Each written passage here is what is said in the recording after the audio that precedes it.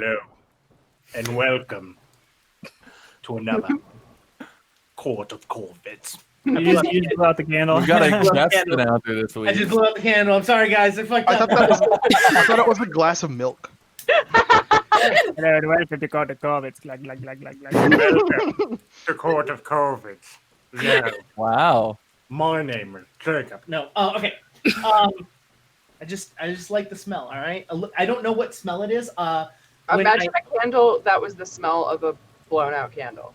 So well, I asked my wife. I said, "Hey, can I get a candle? I kind of just would like a candle in the house to make the house smell a little bit nice." And she picked this up. She goes, "I have this one, and she picks up shit, but it smells like grandma." And I was like, "That's fine." Grandma candle. So as you're watching tonight, just remember that it smells like grandma. Good. My name is Jake. I am the GM of this group, and I can't even say that this is a wild bunch group because I just held up a candle in front of you all and spent 5 minutes talking about grandma scents. So Who's up rails now, Jake? I guess we're all a little wacky. I go by he, him, but I'll be playing a bunch of different characters, so I will be going by a bunch of different pronouns. But let's get into this amazing group. I'm going to, you know what, we did Megan last time, so we're going to start with you. All right. Oh no! That's not the gift at all, Jake. I'm Megan Murphy, and I'll be playing Thistle of Buzz, Tiefling Alchemist, both she, her. So normally we spend a little bit of time talking about some stuff that we do. Why don't you tell us about some of the cool projects and cool things that you do? Oh, I draw things. You can go to murphypop.com to see that. I'm also one of the founding members of the Anomaly Film Festival. It's a genre film festival in Rochester, New York, though. It's don't tell anyone, but it's going to be virtual this year. So you can probably access from other places, but that's technical stuff, and I don't know. She also has an amazing Patreon where if you pay money, she will send you stuff of her cool art, like stickers and what else you got? Yeah, well, stickers and then usually whatever else I have around, because what am I going to do with it after I draw it? I don't want it around anymore. You can have it now. Take my art. I'm done with it. All right. William and Jonas, come on in. Cool. I'm Jonas, they, them, and I play Robin, the chameleon gnome storm druid, she, her. Hi, I'm William, they, them, and I play Remy Ashwillow, the goblin fighter, also they, them. We are also in a band together called Glass Beach. I've looked at my shirt. I'm not wearing a Glass Beach shirt today. Oh, I don't have my bottle. I usually have a sticker that says Glass Beach on it. You can find us on Twitter and Instagram at Glass Beach Band. We also have a website, glassbeach.band. We have a Patreon and a Twitch, both /Glass Beach Band. We just released merch and a new music video. This isn't new, but this is what I could find. Okay. Whoa! We have merch and a new music video. The music video is called Calico. It's for our song Calico. You should check it out. William directed it. It's on the run. It's on the. So good. This is our time. I'm talking too. Yeah. On top of you. I'll wait till you start talking. Yeah. It's on and the Run for Cover. It's on Run for Cover Records YouTube channel, so you can check that out. It's also, if you go to our social media, we have a link tree, and it's in our link tree. It's like the second to the top. We have our merch store and then the video. So check that stuff out. And then I personally run 2 other shows for QueueTimes. The one is called Hijinks and Handlebars, and the other one is called Killer Set. Hijinks and Handlebars. Hell yeah. Hijinks and Handlebars. Killer Set, which premiered last week. And we have the second episode this week with the first band, Pink Shift. And you probably are like, a band? And it's because it's a Monster of the Week campaign where I'm taking real live musicians and bands, and I'm having them play musicians and bands, and they are having to fight monsters and solve mysteries in order to play their gigs. So that's that show. Yeah, and if you missed it last week, the episode will be airing on YouTube right after tonight's episode of Court of Corvids. So you will be able to watch it on YouTube, or it's also on our Twitch. You can watch it. Well, please don't watch it right now. Don't watch it right now. Watch it like after. But yeah, start it during our break and then finish it afterwards. Yeah. Part 2 of that episode is on Wednesday at 6 p.m. Pacific, and then the Hijinks and Handlebars show, which is currently Hijinks in Dungeon World. We're doing a Dungeon World miniseries for the time being. That is on Tuesday nights at 7:30 p.m. Pacific. very soon, though, we will be taking like at least a month-long hiatus. But watch with us until that happens, and then watch the show that's taking over our time slot when that is on. Which has not been announced yet. Yeah, but there is another there will show, be something. but there's going to be a show. We won't say what. I'm at Jonas Newhouse on Twitter. I'm also on the Hijinks and Handlebars show. You can find me there on Tuesdays, here on Sundays, on the Glass Beach Twitch channel fairly often. I'll be there Monday for sure. That's tomorrow. I do video game streaming on there, and I will also be watching all of the Killer Set stuff on Wednesdays. So go watch those and hang out with me in the chat. Now let's go to the swelteringly hot Moss the Magnificent. Oh, yes, I am swelteringly hot in this horrible upstairs office of mine with a tiny, horrible air conditioner that doesn't work. Thanks for noticing. Anyway, hi, I'm Molly McIsaac. I'm she, her. I play Moss the Magnificent, also she, her. You can find me across the internet at Molly McIsaac. That's Isaac with Mick on the front. I do a lot of stuff. I haven't been doing anything lately. I keep saying I'm going to do stuff, but it's really hot. I have no motivation. But mostly I just talk about my chickens and random nerd stuff. And I'm autistic, so I talk a lot about normalizing autism as an adult woman and things like that. So you can find me on the internet there.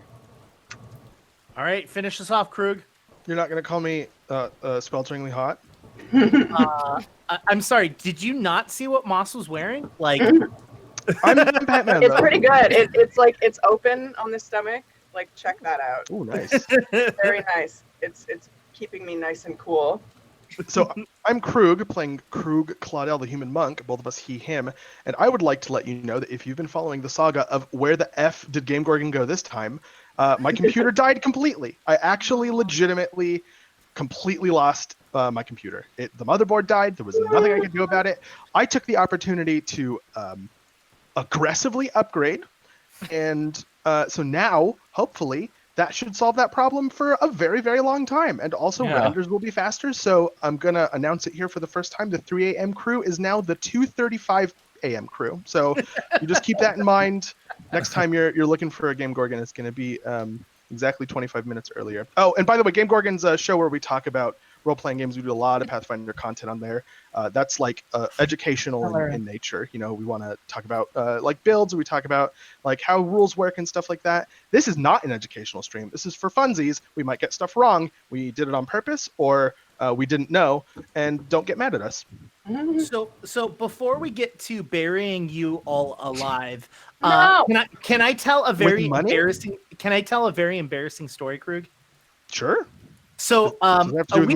we have a Discord we have a Discord where it's a bunch of close knit friends, and we have a channel dedicated to tech.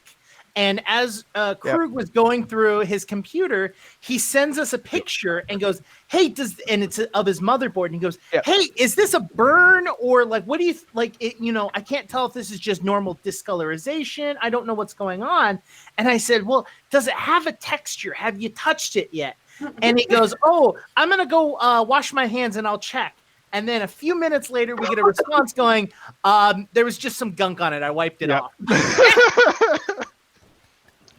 Why is that embarrassing, you might ask? Because I work in IT and have done for many years. Yes, now that we are all laughy and joyous and stuff like that, let's go into the fact that the last thing that we left off on the previous episode was Asahar asking all of you if you would be willing to be buried and be tested the next day. I think I'm supposed to have band practice at some point, actually. Yeah, put me in the hall. I'm very strong. Just do it. I'll go in the hole right after. I don't want to let the band down, you know? No, My I'm first friend here. Yeah, I'm so strong. Put me in the hole alone. I'll be okay. Look, all right, we have one of you. I've only been here for a day. I don't even know really exactly everything that entails. Is there? You know what? I've got a better idea. Tomorrow, I want you to come with me to the ceremony where we open the current group and release them. And I want you to come and join us. And you know what? If you want to ask questions of the group that came out of the ground, and how their experience was, and who they are, or anything like that. That way, you're able to kind of get a feeling and understanding. Would that help you at all? Yeah, understanding is important for me. I think that would help a lot. Thank you. I can't believe this is episode 3 where I have to be Fern. Hold on. Yeah, you can stop whenever you want. No, I can't. That was Moss in character, by the way. Well, through my research, I feel like I need to, I guess, definitely question people.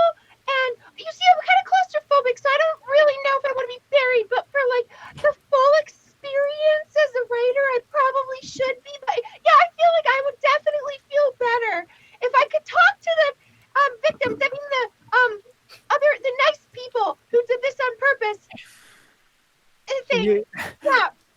Wait, I can't remember. Is Robin next to Remy? Were we seated next to each other? You were seated or like across from me, so you could kick me, or to the whatever. Yeah, it was next. To yeah, you. you were next to me, so I want to lean over and be like, "Has the voice gotten higher?" I can't really hear it anymore. I think the dogs back at camp are starting to run around.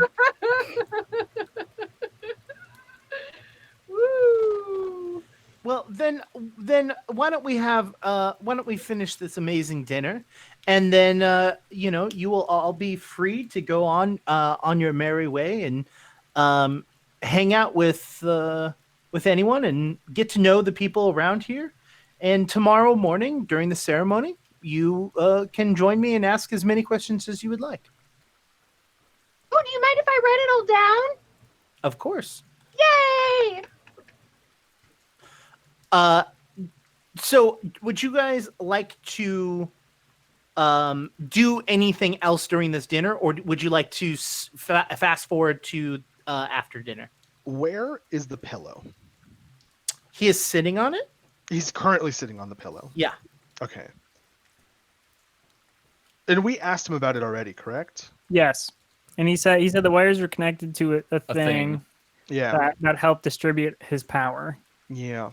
I mean, there's no way it's not the skull fragment. I mean, but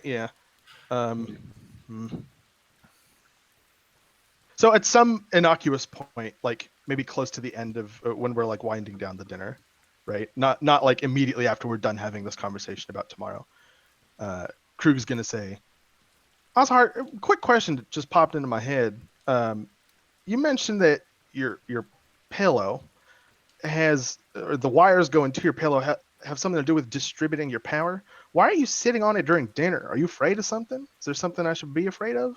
Oh, okay. So let's backtrack a little bit. He said that it was attached to a mechanism that like it was basically like a jar that was like almost like a battery, and that was what stored it and allowed it to emanate it, and that was behind the pillow. Okay. So it's more of just like keeping it in a safe spot. It's also how the helmet is made. So all of the wires go out of the back of it down his back. So is he wearing the helmet? Yes. Okay. So in that case, it would be. Also, real quick, just something that popped into my head. You mentioned that helmet had something to do with like power, storing your power or something. I'm sorry, I'm not terribly good at the whole like magic and like essence thing. But why are you wearing it now? Are you afraid? Is there something I should be afraid of, or is there something that you're afraid of? Oh, no, quite the contrary. I'm trying to give my positive energy out to all of you so that all of you can feel the strength and the power that I have, so that all of you can have a piece, have a flavor of what it is like to be on the upper echelon. Oh, you're going to get a perception check here, buddy. 18? Yeah. He believes what he is saying. I want to lean over to Robin. Robin, have you done like a small, like, have you done a shapeshifty thing today yet? Like, could you become like a bug and like go check that out after things wind down? Oh, I could try. Yeah, I've got it in me, I think. Sure. And while they're having that whisper, I'm still talking to Asahar, saying, what? I had something in my head that I was going to ask him. Oh, now I don't know exactly how much you know about life in a monastery, but we're taught that peace is something that comes from within. Is that not something that you believe? Do you think that like the only way to grant people peace and happiness is through yourself? When you're in a monastery, do you get a helping hand from a higher level monk that teaches you how to do things? Yeah, of course. That's why they're there. Okay. That is them assisting and helping you along your route. I have just found another route that allows me to help you in other ways. So that's not a solution. It's Quite the training contrary. wheels, is what you feel. Exactly. It is more of giving a part of my life essence to all of you. That sounds dangerous. Is that dangerous? Oh no. Think of it. Think of it every day. You get up in the morning and you continue throughout the day, and sometimes you do strenuous activities, and it makes you tired, and you go to bed. Right? You're exerting energy throughout the day by doing these tasks.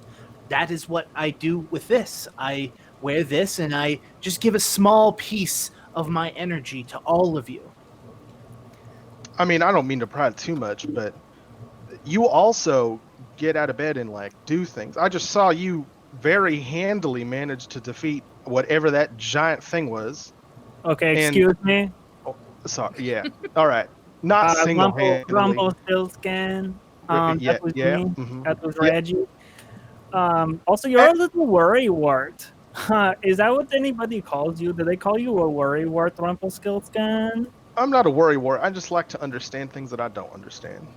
Okay. Does that make Well, sense? me too, because as I've said multiple times, I'm a writer, and honestly, Asahar, I think I would love to interview you for a book, like just about you, like okay, so like how did you get started, and like what's your deal? If you do find a place within our walls that you find is to your liking, we do in fact have our own newspaper. Maybe working within the newspaper might be something that you would enjoy. Well, I want to write a whole book. One day I will pass, and I will need to continue on the words and teachings that I have. Having, I believe they call it a memoir, wouldn't be a terrible idea. Well, we should start now because those take years to cultivate. Agreed. Yeah, you two can start right now. I'm gonna go. Oh, thank you for the meal and everything, Asahar. Very gracious of you to share your food with me, Reggie. I'm gonna go now. Well, have a good night, and I hope to see you early in the morning. Oh yeah, of course. I wake up very early and I'm very strong, so you can count on me. Goodbye. Wonderful. Remy Okay. gets and walks away. Starts going back to the little like intern place. Okay. Yeah.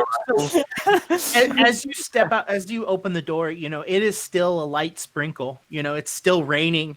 Outside, the streets are quite muddy as you walk through them. Are you going to go straight back there, or are you going to try and look around? I'm going to try and look around. If I can find somebody and just like flat out ask them where Asahar lives in the commune or whatever. Because it's raining, there aren't a lot of people outside. But why don't you roll me a perception, and we'll base it off of that. Can do 20 total. Yeah, you can find a person or two that is walking around outside. Yes, how may I help you? Hi, my name is Reggie. I'm very strong. I took care of a lot of the big zombos today. You have me to thank for that. You're welcome. I am curious. I want to meet up with Asahar in the morning. Maybe go for a little jog, do some morning routines with him. Do you know where I can meet him, like where he sleeps and everything? Yes, I mean, Asahar, and he points back at the building that you just left, and Asahar stays there. Like in there? Yes, There's a grand hall, and he has multiple bedrooms. Him and his high court all live there. The High Court? Yes, there's a few people that he keeps close by and High- disseminates. High Court of what? It's just the high court, Of. And then Remy winks. the true religion. High Court of the True Religion. That's really clunky. I apologize. Okay, well, you are forgiven. Goodbye.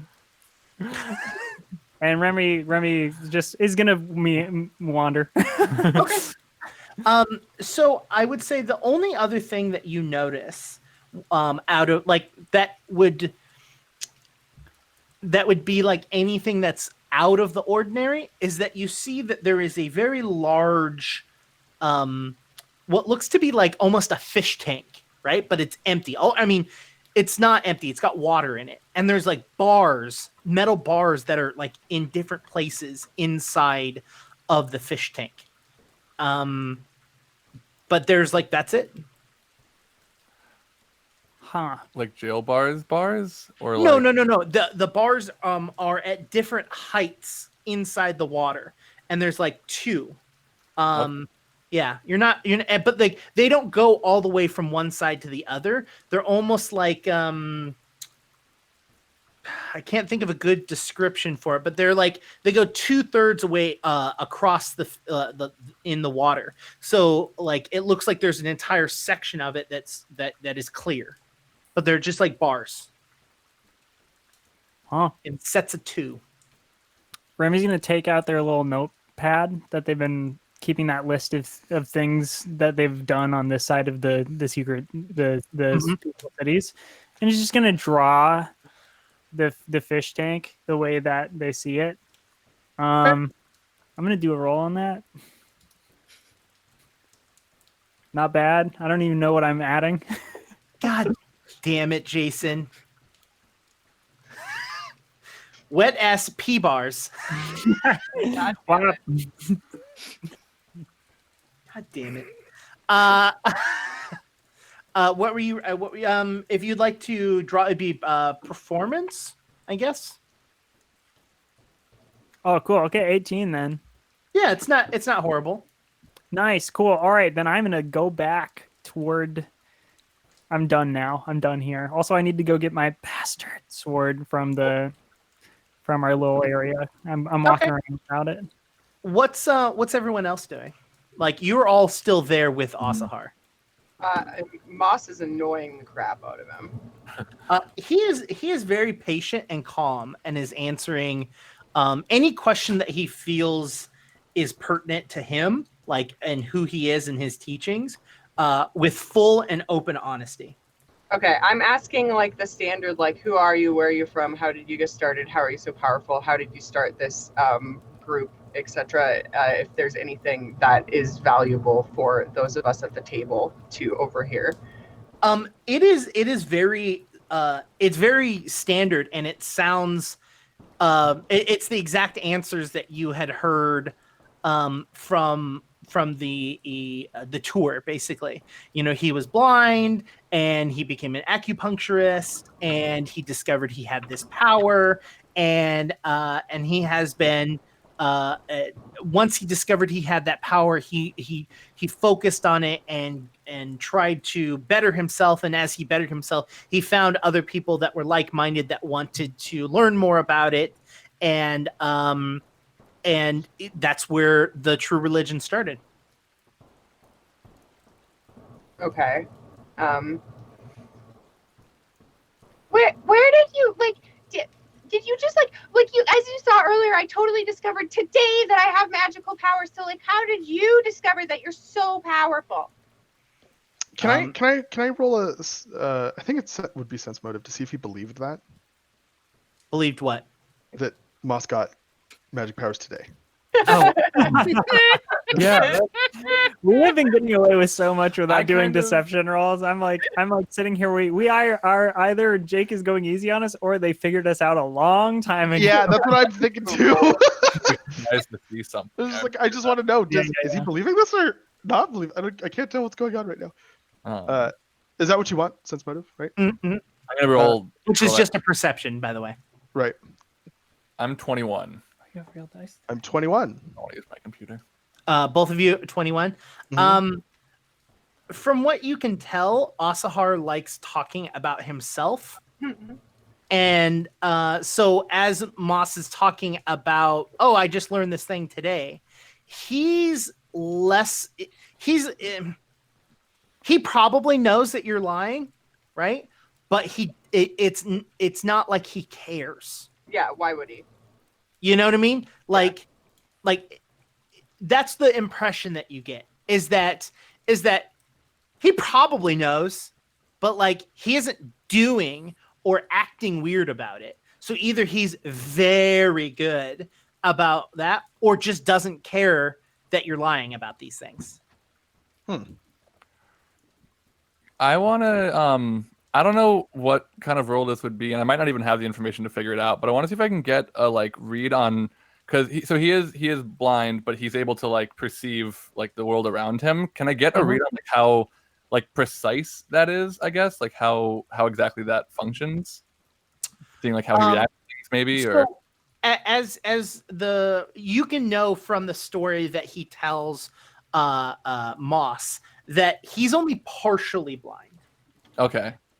And that That's right. he went to a blind school, but he actually had the best vision out of all of the students. Sure. But he still was partially blind, so he has difficulties seeing.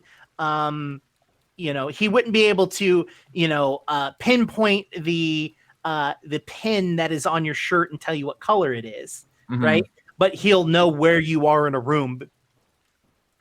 Okay. And does it seem like he has any because there is something magic or supernatural about him? Does any of that add to his perception through scent or no? Cool. Good. That's good for us. Yeah, I think that Robin is gonna hang out until Asahar is ready to go. Just out of character, quick. My intention is to follow him to wherever he goes after this and try to get a look at the bone shard. I'm probably not gonna take it if that opportunity comes because that would be suspicious. But I'm gonna just see exactly what it looks like and what the situation is. If that's cool with everyone. What is Thistle doing this entire time? So Thistle is then sitting at the chair opposite Asahar, closest to the door. I think she's legit trying to feel the extra energy he says he's putting out, and delaying returning back to the intern hut for as long as she possibly can. Okay. So the hours go kind of late into the night as he enjoys talking about himself and talking about all the things that the True Religion has done. And as the night kind of goes on, he looks to the group and goes, well, while it has been a wonderful night and evening with all of you, I must head out for the night. I have to get up quite early. There is quite a bit of training that needs to be done before the ceremony. But if you need anything, please do not hesitate to ask anyone that is here. Of course. Actually, before you get, I know it is getting late and maybe they're all gone, but I was hoping to stop in at the band room before I went to bed. Could you point me in that direction, Asaha? I'm not quite sure where they are nowadays, but and he kind of looking around and looks out a window and goes, they're more than likely not practicing this late at night. And you realize that you all have been talking pretty late into the night. The band wouldn't definitely not be practicing. They're you're probably the last group of people that are awake right now in this entire place, other than guards. Cool. And sorry, really quick, out of character, what building did you say we were in? Was this just you're a in no, it's not common space. You're in a larger but not highly fancy building that is inside the central area of the place. Okay. It is as Remy has found out, this is where Asahar sleeps, but this is also you're in a banquet area. This is where celebrations and stuff like that happen. Does it is there a restroom in this building that I could reasonably run over to quick? No, all the restrooms are outside. Makes sense. Cool. Asahar stands up and removes the pillow and picks up what looks to be a jar that is attached to his head. And he picks up the jar.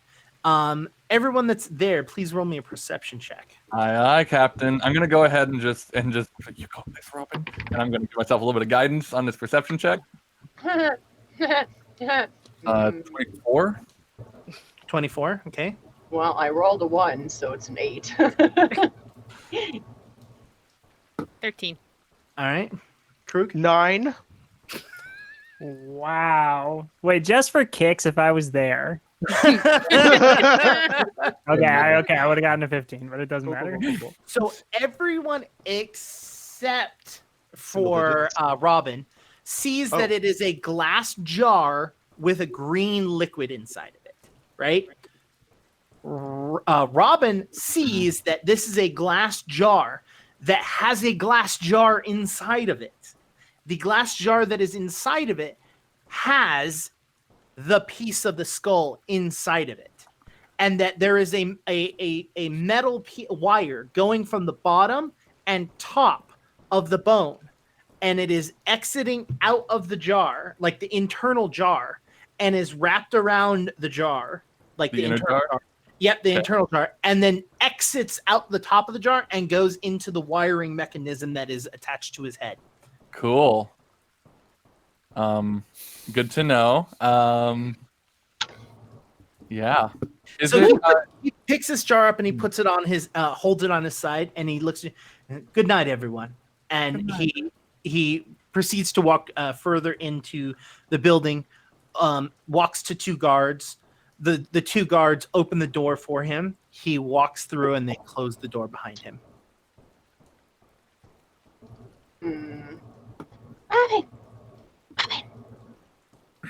Oh, hello, Fern.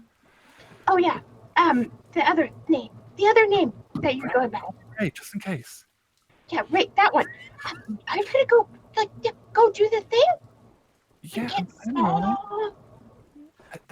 What is Thistle doing during this conversation? I'm assuming if she's not hearing, she's at least seeing them speaking conspiratorially in whispers, like like we've known each other. I mean, it just is all fitting together for her that they're in some sort of raven cult, and she's in imminent danger.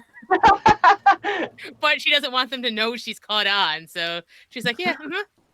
Robin just turns from the whisper and says, "All right, she looks at Krug is Rumpelstiltskin. Looks at both the other 2 who aren't in the huddle and says, "All right, well, everything's fine. Everything's gonna be good. You should go back to the room. I gotta run to the loo quick, but Can I tell? Do I need to roll perception to see if I can tell that Thistle's weirded out by what's going on? Yeah, roll a perception. Okay, because I have an idea. DC is not going to be high. 23. Oh yeah, you see it. You see Thistle's, her eyes are like a little bit wider, and it's just like, like maybe. I mean, you tell me if this is something Thistle will do, but like, be cool, be cool, be cool. Oh, okay. Are you mouthing this? Yeah. You know, would that be She's like stroking her horn. Like, it's fine. It's fine. It's like a textural thing. It calms her. It's fine. So Moss notices that Thistle has noticed that we are not being inconspicuous. And so Moss just loudly proclaims, "Thank you for telling me where your tampons are!" you're welcome." Oh no, I don't think they're good at this either. I'm very concerned. But it's cool. It's cool. It's gonna be buried together, so like that's cool. I'm gonna head towards the hut now, I guess. Don't kill me in my sleep. And she'll start walking towards it. Murder? I've never done any murder in my life. I trust nothing that comes out of anyone's mouth anymore. I assume that we're all gonna like leave, even though I'm gonna double back right away. But we're all leaving this building. Sure. One question: what's Remy doing in the room? Just sitting with their sword. Just sitting with their sword, talking to the sword a little bit.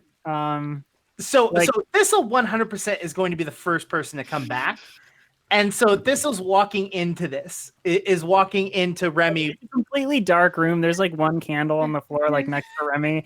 Remy doesn't even need it though because Remy has dark vision. So like, The candle's for everyone else. yeah, they're just like it's just so if anyone comes in the room, they can see that Remy's right there. But like the Remy's like eyes are like sort of washed over black, and that's just their eyes. So if you were to come in, like you would just see the fire from the candle like glistening in their eyes, like the little bit of light bouncing off of the bastard sword that they have just on their lap, and they're just talking to the sword. Okay, that's cool. Well, Thistle has dark vision, so she sees this in complete like brightness, every detail. Hey, Reggie. I'm going to. Oh, you know what? Hi. Hey, Hey. no, come on in. Hey, you know what? I've been wanting to and like Remy's like just flipping the sword over back and forth. I've been wanting to get to know you a little bit, actually. Chick looks out the door. It's raining a little too hard to sleep outside. Okay. Hey, you know what? Do you guys need like all these beds? And she's gonna see if she can actually move a bed away from the wall and then make space between like the wall and the bed to like put some bed stuff down and just hey. So I'm just gonna put this over here, like make a little wall. Don't Okay, you look like you need your privacy. Surely I wouldn't know what the rest of the group wants. I mean, they are my new best friends, but we are still strangers. I don't know who they are. So Yes. I can tell you that I don't mind about you can take every bed, put it into you know what, you and I, we could build a big fort, we could hide away inside of it, do some preparation for tomorrow when we're going to be buried together, you and I and the other strangers. Okay. No. Here, I just I'm fine. I'm just gonna. And she like curls like up into like the corner of the room, with like a bed in between her, and then like is putting the covers over her head. It's fine. I mean, we guys got to make it through. We just have to make it through the night, and you could just stay there. Petting your sword and talking to it lovingly. That's probably normal stuff. And then like right next to like where you are, like over the mattress wall, like you just hear a voice like, "Oh, sorry, was I not supposed to come over here? I thought." Okay. I just didn't want to interrupt you. Okay. Well, I don't want to interrupt you if you're doing something. I mean, like I just wanted to talk or whatever. I'm just gonna sleep on the blanket. You can keep talking though. I'm totally listening if that's what you want me to do, or I'm absolutely hearing nothing if that is what you want me to do. What do you think of Asahar? He's got fur and He electric. does have fur. I don't know. I was kind of hoping I could. She kind of lifts it down. I feel the energy he said he was pumping out because I could kind of use some, but I don't know if I felt any. You absolutely don't feel any different. Yeah, I was kind of hoping to get like a little like jump start. That would have been really cool. Well, the thing that he's getting the energy from, I don't think that is what it does. Oh, the jar? The what? The jar? Yeah, there was like a jar with green stuff. Jar with green stuff? Oh, so it's not like it wasn't like a little piece of bone or something, like a skull piece? Oh, that's such a specific question. No, I just saw a jar. And like the blanket goes up again. Oh wait, come back. Wait. It was just a jar with green liquid in it. Yeah, but I was also a little distracted by your stranger friends. Yes, they are my stranger friends. It's true. This is when unless Robin wants to back before. Yeah, Robin is gonna before the door closes. She's probably gonna drop in. Okay, so that's when the three of you would arrive, right? And you can see this interaction of Remy talking to Thistle, who is literally backed themselves into a corner and has got a blanket over their face, and Remy is just like casually talking to her, it's kind of like gesturing with the sword. Yeah, I want to make sure I'm clear. I doubled back at the building we came out of, not got. Yeah. No. I'm saying the Krug and Moss.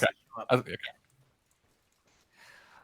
Yeah. So, oh hey, Krug. I mean, well, that's what I'll call you from now on. I've decided your name is. Yeah, I will no longer call you Fern. I will call you Krug. You What? will still remain Rumpelstiltskin. Hello, my new friends. I'm just Krug hoping now? you're talking. You're Krug now to me. I don't know. Do you not like it?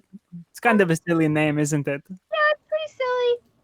It's okay. I mean, I know that, Fern is kind of hard to remember. It's fine. You can call me Krug if you want to. Okay, listen, I know you're all in some sort of like weird bird cult, and that's fine. You can all just use your real names. You guys don't have to fake it anymore because it's really freaking me out, okay? And I won't tell Okay, anyone, I cool. promise, What okay? did you just say? No, that's Moss. I am Remy Ashvilo. This is Krug. This is actually Krug, and I'm sorry, Krug. Krug is not a silly name. We are part of the Court of Corvids, and we are here to save the world. Remy! Okay, What? no, that tracks. That sounds about right. Save the world. Yep. She said she knew. She knows. I mean, like, God, yes, and I don't sound like that. That was horrible. My vocal cords are needing quite the rest. So actually, I'm quite relieved here. But like I said, you can still call me Your Highness. Would that keep you in a positive mood towards me? Yes. Oh yes, absolutely. Okay, then thank you, Your Highness. Thistle Okay, was just telling me about the jar. Like, there was a jar with like green liquid or something. Yeah, he was connected to his head. Huh. Okay, so I guess the skull piece is somewhere else. Oh, so that's real. The skull piece, yeah. And then Remy's gonna take out the rest of the skull and just like show it to her. Yeah. So like we have this. It is like a puzzle, and we are looking for the other parts of it to put it together because we want to save the world. Like, so apparently, if we get all of the pieces of the skull together, Remy. hold on. I'm talking to our new Remy, friend. I know, but Remy, wait. Do you remember the talk that the very nice farmers had with you? Yes, where I told them everything. And they said perhaps you should hold back slightly on sharing Yeah, but things. like Thistle's not going to do anything. Thistle, I promise, I'm not gonna do absolutely anything. I won't say. I won't even talk anymore. No, Thistle, I want your input. I want some fresh eyes on this thing. So anyway, so there's this skull and it has the pieces and we are looking for them to put them together because have been sort of informed. We don't really know what this skull does when it is completed, but apparently it will help to take care of the zombos. Like, so you know how like the cult, or sorry, the true religion, is trying to, just prep and like stay away from the zombos and just trying to survive. Well, we in the well, I'm not allowed to tell you about it anymore because my boss said I shouldn't. But the people of birds, we together are trying to save the world from the zombos instead of just trying to save ourselves and survive. Okay, I'm gonna talk again. Sure. Oh. I'm all on board, and I have no negative feelings towards you, so I'm not a threat in any way. I mean, even if you had negative thoughts towards me, I really would not consider you a threat, Thistle. Oh wow, that's a lot to process. Well, no, I mean, like, well, the only thing I would be worried about you, like, doing something is going to Asahar and telling Asahar that we're looking for this skull fragment. Because if Asahar does, in fact, have it, then that would be a really big problem. And that would probably make me upset. But really, I mean, that would be on me. Let's be real.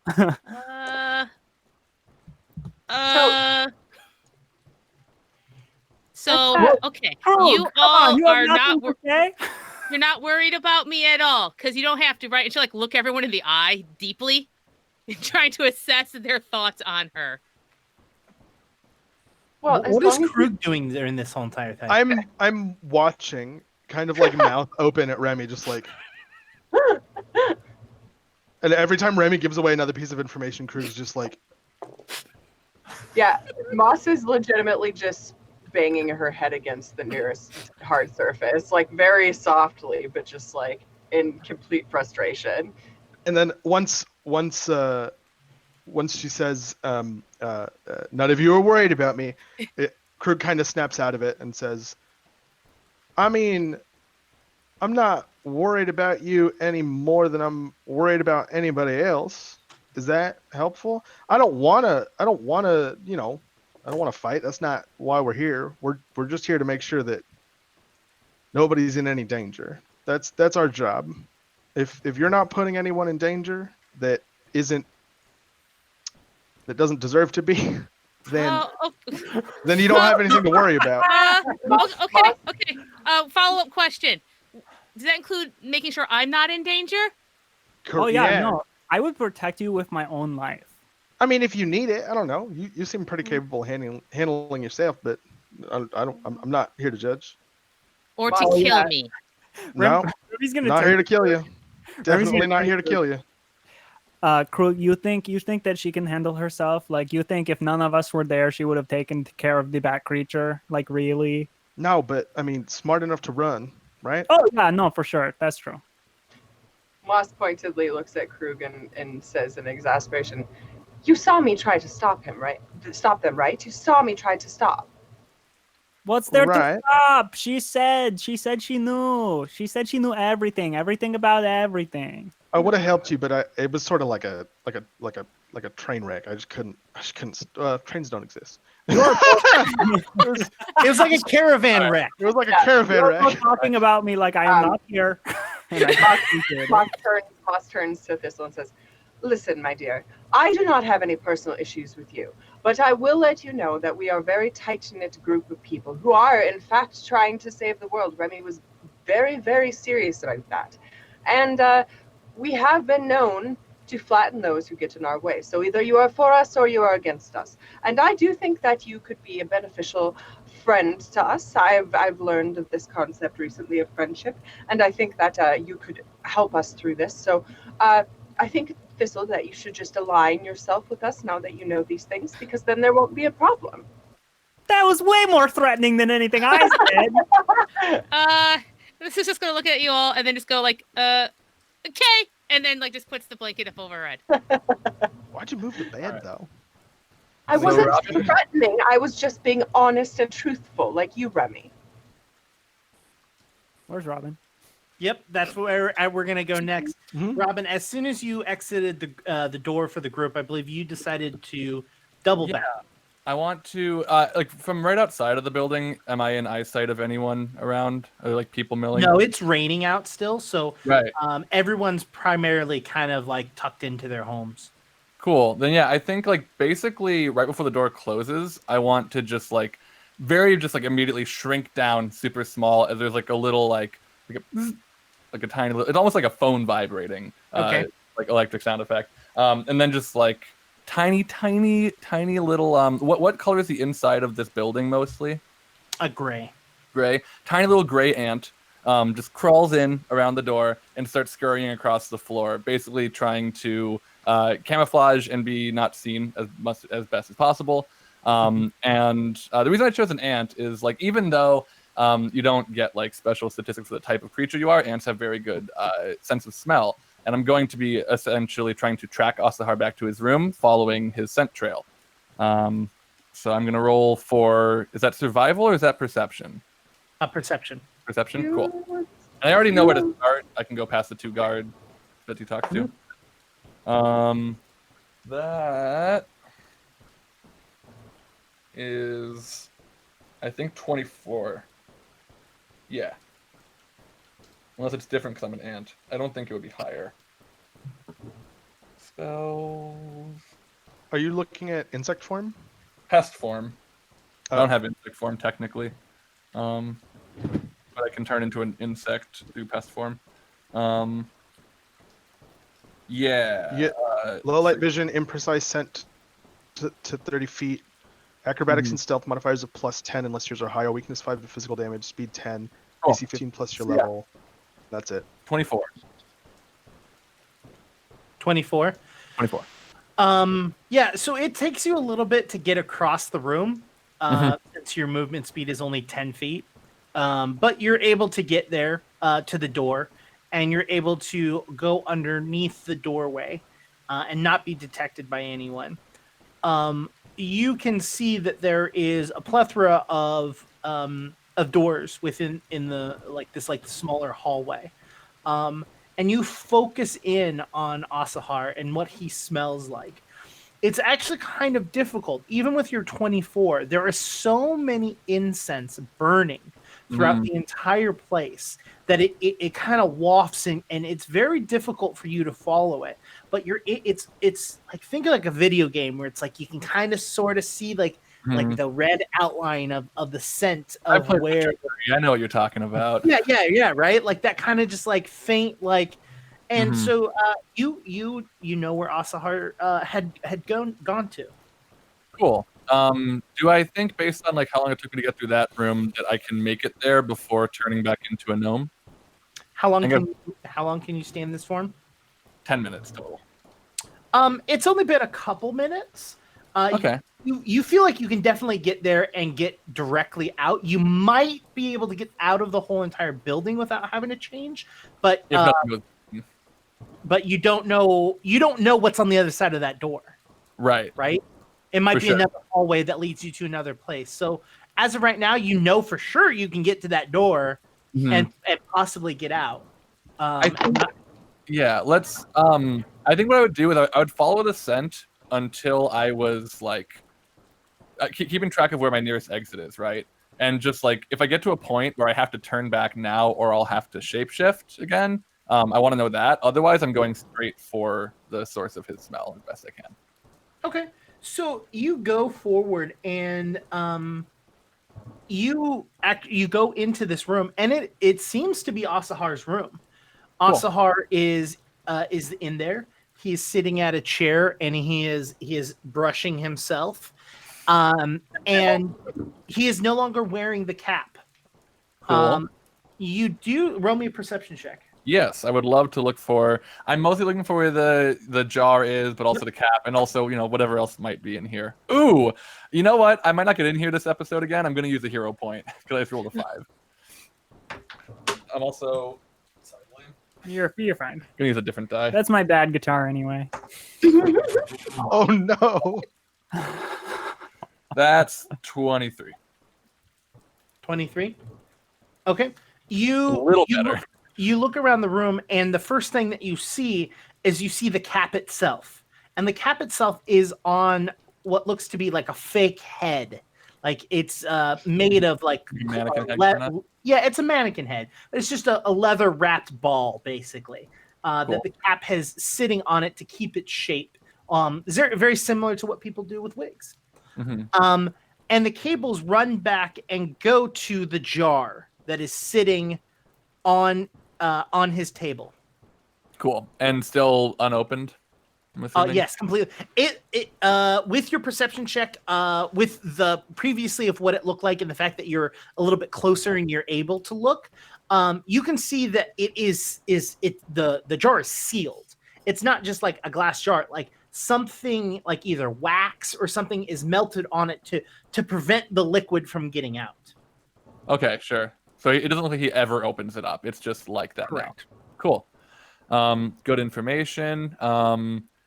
Is there any way out of this room other than where I came from, like a window or another door? Yes, there is a window.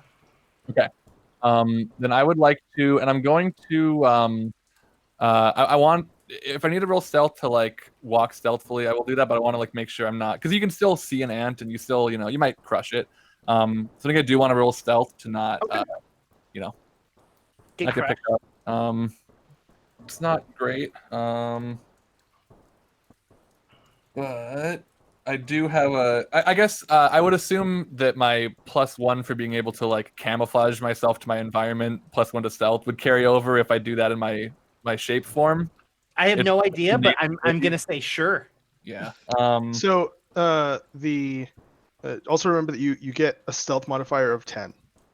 Oh, that's right. Thank you. Then yeah, I'll just use that. So that is 18. 18. So yeah, to get over, up to, and out of the window. And on the way, if there's anything like this in here, I'd like to find like a cookie crumb or even a biscuit crumb in a pinch, something that I can pick up in my little pincers and carry outside. You definitely find a lot of dandruff and fur. That is like it does look a little tasty, to be honest, but I don't think I'm gonna go for it. As you start to climb up the wall, he blows the candles out in the room, and you can hear him get into bed. As you climb up, to the windowsill and get outside, you can feel that your body is kind of like it's a tingling feeling that you get right before you have to change.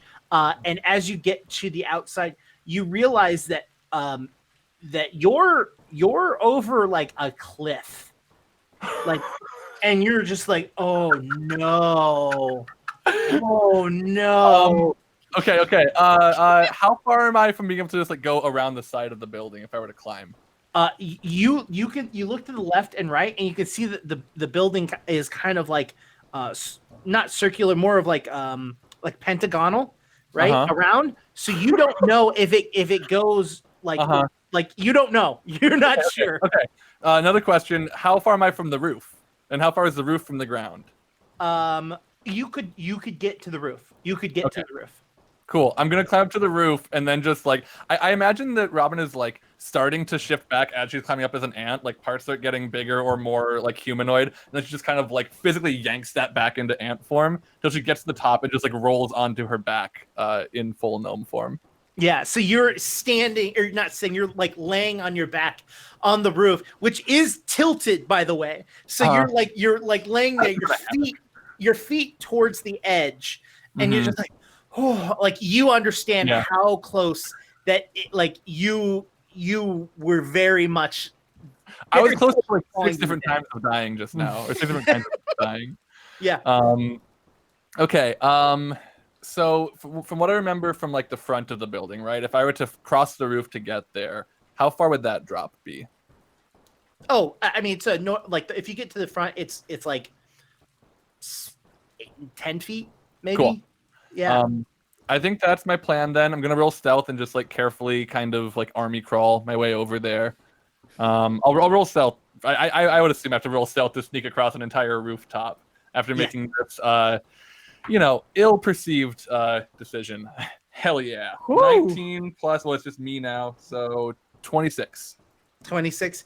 Yeah, you feel like as you crawl over, it's like a like there's parts of the roof that are like the clay rounded side, and so you like very much avoid those sections. But you can see as you're up there, it's very piecemeal. Like things clearly have been added on over time and like just kind of built up.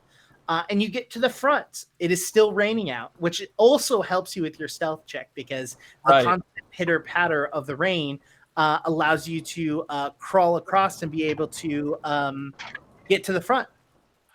I think Robin, like she wipes away a few beads of sweat, which is indistinguishable from the rain, and just sort of like looks down. And I actually think that getting this far and it raining right on top of her, she just kind of flops onto her back again, and I'm going to fall asleep for at least 10 minutes. At the end of that 10 minutes, happens, check in with me again. Okay. I'm refocusing, but so back in the intern room. The intern hut. I've Remy has now like positioned 5 beds like kind of circle to each other, and has Thistle like on a mattress, and like all of us, it's like they're very close, like accidentally making a pentagram also, and just like has everybody set up like, and there's one mattress to the side left over for Robin when she returns. And it's just sitting there, and there's like one candle in the middle, like so that everyone can see. Middle of what shape? In the middle of this pentagram. Gotcha. There's a candle in the middle of it. Yes, there's a candle in the middle of it. And in Goblin, Remy has written everybody's name in front of them, but like in Goblin, so so it doesn't look like common or anything.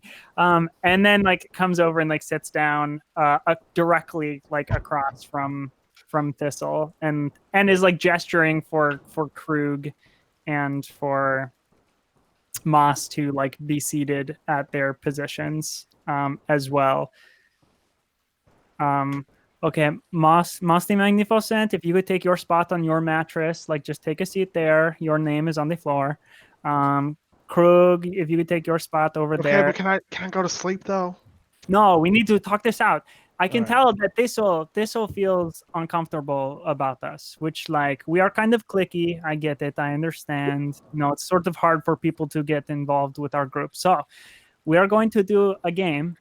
We're going to do like an icebreaker or something. And what do we need to do, Thistle? This is all you. You're in control here. What do we need to do to make you trust us?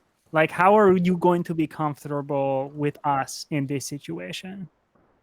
So Thistle's thinking she does have training in occultism, and this is all looking like really familiar. She's going, okay, listen, okay, just give me a second. I'm a bad sacrifice. Look, I got horns, and actually she flips back behind her, and she has a tail. I have a tail. Like, I'm like almost a demon, and that's not a good sacrifice. So, like, tell your raven god that this would be a waste of time. And actually, she picks up her tail and is almost like using it like a pointy weapon. So, just, find somebody else to sacrifice. I mean, or you could just not sacrifice somebody, but I know how cults work. We're not going to... And Remy looks at Krug and Moss and is like, got a good chuckle. Okay, wait, hold on. We are not a cult. We are the court.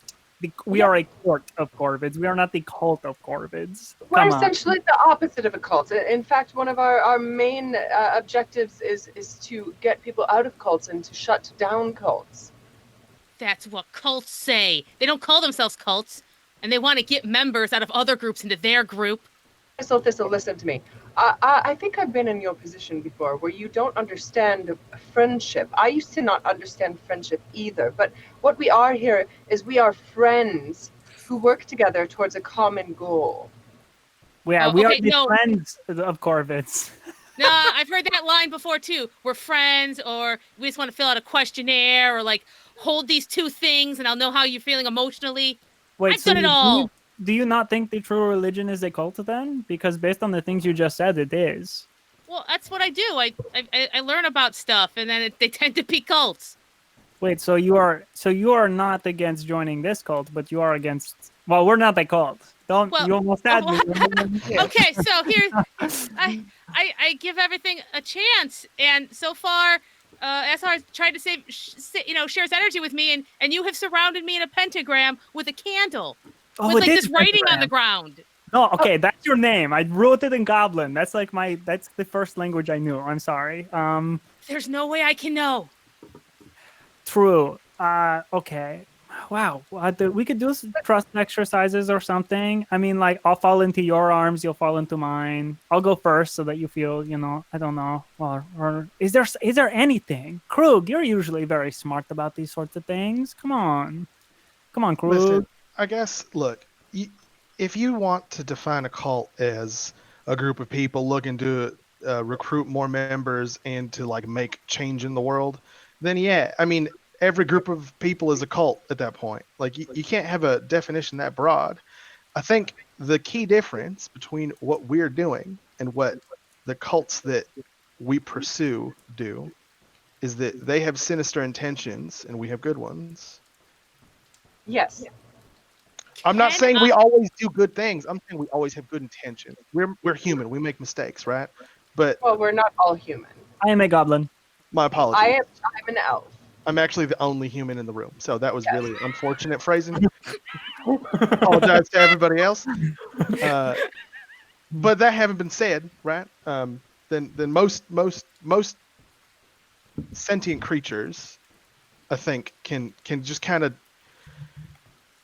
identify the difference between a group of people looking to do good and a group of people looking to do bad. We just want to make sure that if there's a group of people out there and that are, together and putting their strength together to accomplish a goal, we want to make sure that goal is a good goal, not a bad goal. Can Thistle sense the veracity of this statement? Roll a perception. Sense motive. Can I sense motive? 18. Krug, what are you trying to portray? I'm trying to portray that it would be dishonest for me to say that everything that we do is good, but it would not be dishonest for me to say that everything we try to make everything we do good. We mean well. We mean well, and if we do something bad, we failed. That's what I'm trying to get across. We take that as a failure. I mean, that's what you get when you try to kind of figure out what he's talking about. She's gonna put down her tail. Okay. Listen, just like don't kill me, and that's pretty good proof. Okay. I mean, I wasn't planning on it. Nor was I. I have You're absolutely not no interest in killing you. You're not the sacrifice. I'm sorry if I made it seem like that was what I was doing. Looking at the shape of the beds together now, I do see what you are talking about. That was my bad. That's on me. That one, everyone. Remy looks at that one's on me. You also probably shouldn't have written our names in Goblin. Maybe Common would have been a better choice there, because if you don't know Goblin, it's a pretty aggressive looking written language. Yeah, no. I mean, I don't write I don't write very often, so like when I do, That's I just default to Goblin. My bad again. I could have written it in the new language that I know. You know what? No. No. Maybe not that one. Maybe not that Yeah, one. Common would have been much better. Common would have been much better, because it's a pretty commonly known language, But hindsight is 20/20, and we're always learning. Thistle, Also- do you know Abyssal? Actually, one second. Does I think she does. Just say Does yes. Thistle know Abyssal? Does Thistle know? Yeah, actually, Thistle does know Abyssal. Nice. Thistle knows Abyssal. I could have written your name in Abyssal. I know Abyssal right now. Oh, okay. Okay, so I mean, listen, I know it too, so I guess it doesn't always mean something terrifying. Oh, okay, so I'm not in gonna this instance, snitch. I'm sorry, it does kind of mean something terrifying, because I only learned it. I asked my sword to teach it to me because there's a demon after us. So I'm glad that you're not going to snitch, because I've heard that bard in the big villages singing that new song. Snitches get stitches. So. Oh, okay. I'm starting to feel threatened again. So, I genuinely this time I'm not trying to threaten you. Oh, do you know? I'm actually quite famous. I'm Moss the Magnificent. So I oftentimes speak of my less talented peers in this way. You must have your pulse on the artistic scene in order to be the best, as I am. I see. I've definitely heard of you. She hasn't, but yes, Moss. Yes, Your Highness, Moss the Magnificent. That's. Oh, thank you. I knew that we would be getting somewhere.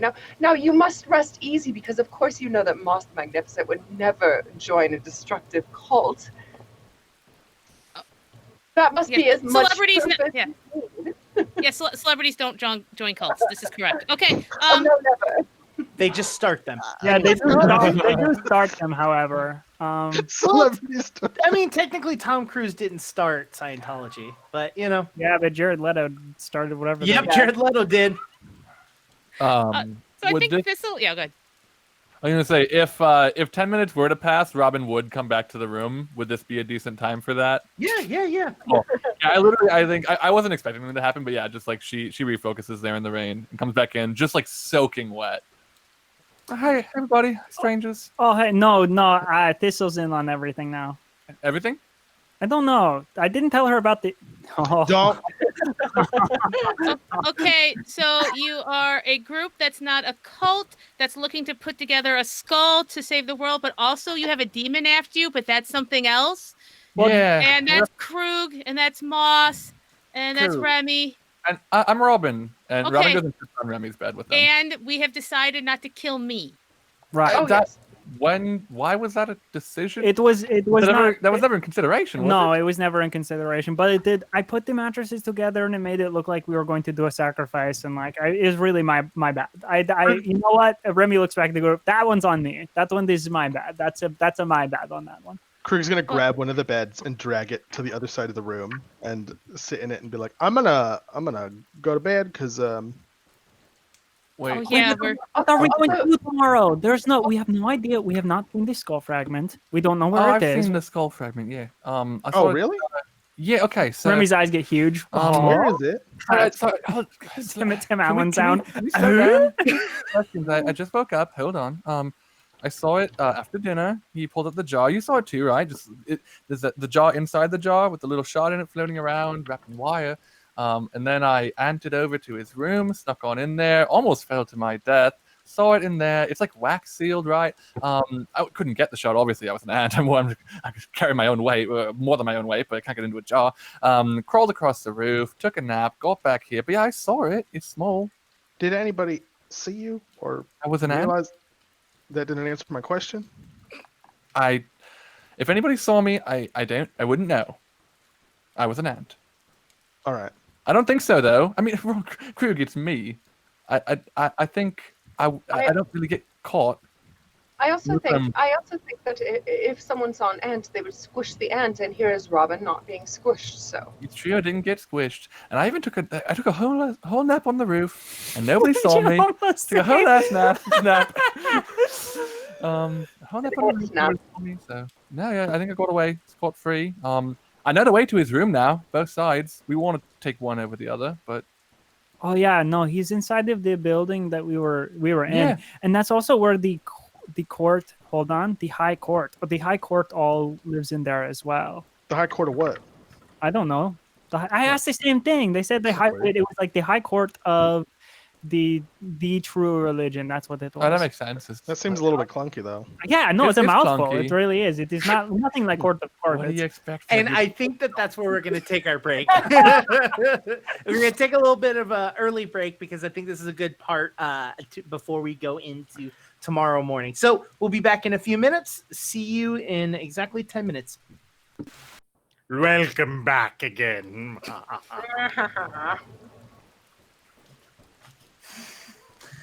So It's the sound of you digging your grave. No, I'm just kidding. just a small 6-foot hole. Don't worry about it. So let's go ahead and fast forward into the probably lightly slept night for Thistle, as any sort of noise probably woke her. Any sort of stirring in a bed, kept her pretty awake. The morning comes, and it is, of course, still raining. But Krug, Robin, and Remy all wake up fairly early, like they always do. Yeah, Robin is usually the first one up. I know we like to pretend it's ever anyone else, but I get up early so I can go play music at the sunrise. So unless someone else is pre-sunrise, Robin probably gets back like shortly after that. I'm going to go see if I can take a jog with Asahar or something. Mostly because like I told someone I was going to do it, and like I don't want them to get all weird about me asking if I just have to go. Okay, I will be back before we all have to get put into the ground. Do any of us know where the hole is going to be?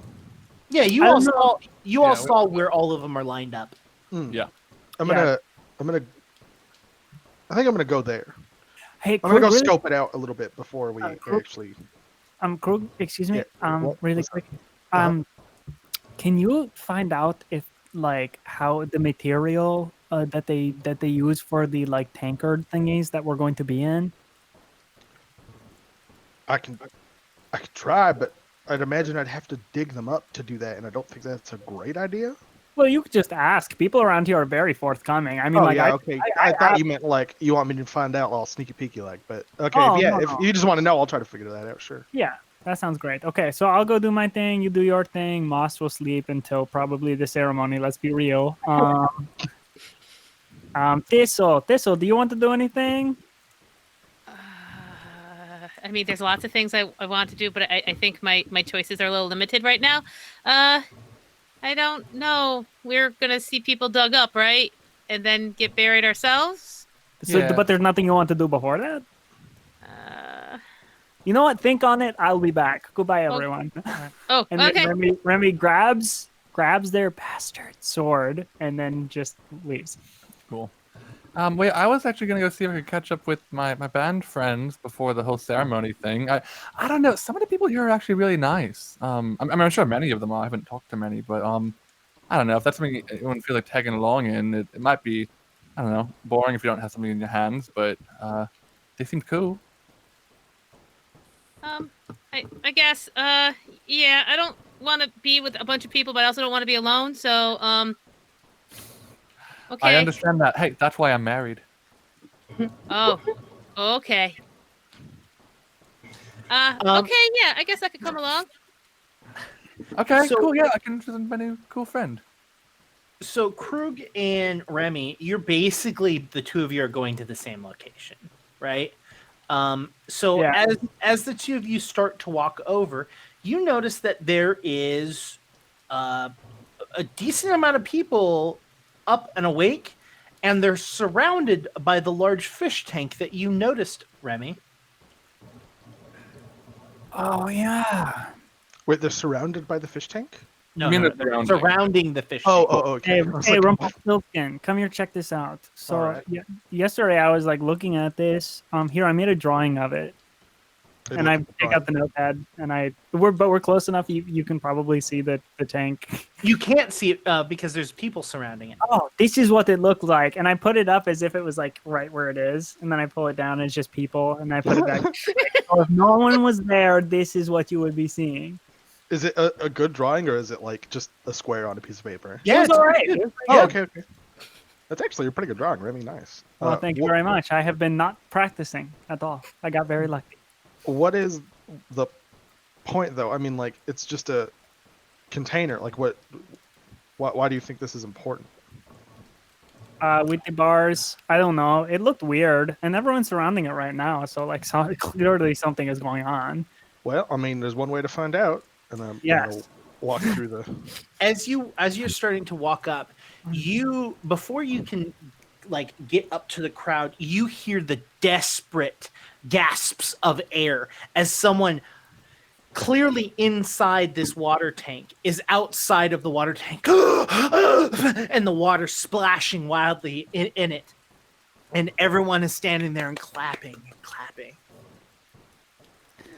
What did they do? You cut through the crowd and you can see Asahar standing inside of this large fish tank, holding another man as he is desperately trying to breathe, and he's holding and just rubbing his back as he is like trying to grasp and trying to calm his breaths down.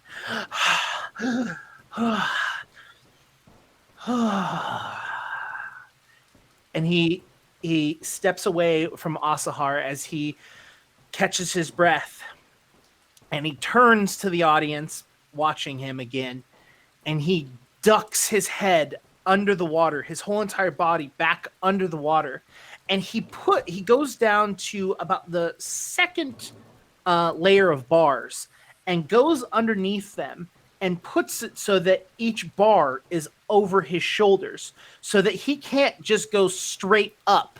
It's almost like he is purposely holding himself underwater, and he is staying there with his eyes closed and trying to what looks to be focusing on what he is doing. Asahar stands off to the side and watches him as he does this, and the audience watches and sees him as he is holding his breath underwater. I want to just like lean up to somebody else who seems like they've been there for a while and just be like, is this like one of those, prove your strength kind of things, like being buried underneath the ground? Oh yeah. So and they're kind of quiet, not because they're like trying to keep it a secret, but very much because everyone is like focusing and watching this, so he's like not trying to interrupt what's going on. He goes, yes, it's showing that you have gotten more control over your body. Being able to hold your breath for long periods of time, being able to control and fight against the urges that your body tells you need, and just telling your body what you want it to do. Out of curiosity, after I hear that, I'm gonna take a deep breath and try to hold my breath for as long as I can. Okay. You tell me how long that is, because I believe it's based off of your con mod and. Yeah, I'll get back to you. Okay. Yeah, tell me too, because I'm about to do something. Okay. Oh well, like the holding your breath, it makes Asahar like you or something. It like proves to everyone how freaking good you are at controlling your body. Yeah, it is. I'm so good at controlling my body. I could probably hold 10 breaths. Well, I mean, aren't you part of that group that was here yesterday that helped us fight off the zombies? Hey, me next. Put me in line. Put me toss me in the tank. Asahar looks over at you and goes, "Oh, my child, you have much larger things that you must do today. You will have your time in the water." I've got 2 large things inside of me right now. 1 lung and 2 lungs. I got 2 big lungs ready to hold some nasty breath. And like Remy like flexes a little bit. Well, let's deal with this at the moment. Please allow him to concentrate, though. Okay, all right. Well, I mean, I guess if you can't concentrate and hold your breath while I'm yelling around, I mean, that's not very strong to me, if you ask me. Well, it isn't necessarily just proving; it is practicing. We don't always our best our first attempt. We must continuously try again. And Krug, this sounds very much like monk training. Yeah, that's why I'm curious. Like, is this something that I don't know? I'm just curious. Yeah, this sounds very much like monk training of like forcing your body to do what you want it to do, not allowing your body to tell you what it can and can't do to an extent, right? Like, to an extent, it's a little bit more aggressive, but sure. Yes. So the suffocation rules is 5 plus your con modifier rounds. There you go. So Krug, you after that length of time, I don't know, you tell me how long that is. This man is still under the water. And so I'm just like, wow, all right, jeez. You do notice after a few moments later that he starts thrashing underwater. Like, how much later? Like a few moments. Oh, okay. 2 rounds? How many rounds exactly? 2-3 rounds, right? It's not an exact science. Sure. He starts thrashing underwater, and it's quite worrisome. Like as he does that, and he stops thrashing, and he stays there, and he keeps holding his breath. And then for the length of time, it feels like it would take you to hold your breath twice, right? He finally comes up out of the water and gasps for oxygen. His body's still kind of like a little bit thrashing a little bit in the water. And Asahar comes over and hugs him again, brings him in closely, and puts his hand on his back. It's all right, my son. It is all right. You will get through this. You will get to just breathe. And he calms himself and he breathes. And he thanks Asahar and he gets out of the water. And Asahar looks to the crowd and goes, "That is it for today. We must get prepared for the ceremony and removing everyone, removing the shock troops, as he says, from the hole." And the crowd starts to disperse. Rumpelstiltskin. Mm-hmm.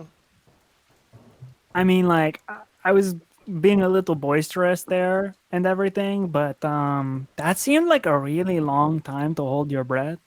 Yeah, I couldn't get anywhere near that. That was like twice as long as I could hold my breath. That's like how? I mean, I know there's plenty of monks at the temple that could do stuff like that. Some of the masters could do that, but could go way longer than that. I've just never seen anybody that isn't like a practicing monk do something like. Do you think Asahar is a monk? I don't know. It doesn't feel like it, but it looks like it. Does that make sense? Yeah, no, it hadn't really occurred to me up until like the meditating sort of like I was like, oh, that's kind of monk like you do that, but I don't know. Everything he does seems just a little bit strange, and sometimes I can't even put my finger on it. But like the meditation thing was just because sorry, out of character. He was floating when he was meditating, right? or he was not when we He saw was him. not even during the tour thing. I thought he was, but maybe I was wrong. No, in fact, Jake went out of his way to say that at that moment he was not floating. Gotcha. Thank you. In that case, some of it just seems weird to me. Can you float? Definitely not. No. You cannot float. I mean, neither can I. I'm not trying to like one up you or anything here. See, that's just the thing, right? It seems a little bit too grandiose for the life of a monk. You know, it like generally we don't like brag or discuss what we can do unless we're showing somebody like mechanically how to do something. You know, like it's not. Yeah. I don't know, and he's not exactly showing off. He's not exactly being braggadocious, but I don't know. It just strikes me as weird. I can't get around the fact that it Well, just. Robin told me last night that after I left the dinner, and Fern started. I said Robin too. Dang. They told me that after I left, he was getting questioned by Fern, and he just would not stop talking about himself and all of his accomplishments and the things that he does. So, I mean, that seems very anti-monk. Like, because I never hear you talk good about yourself, and when someone pays you a compliment, you like are really bad at receiving the compliment.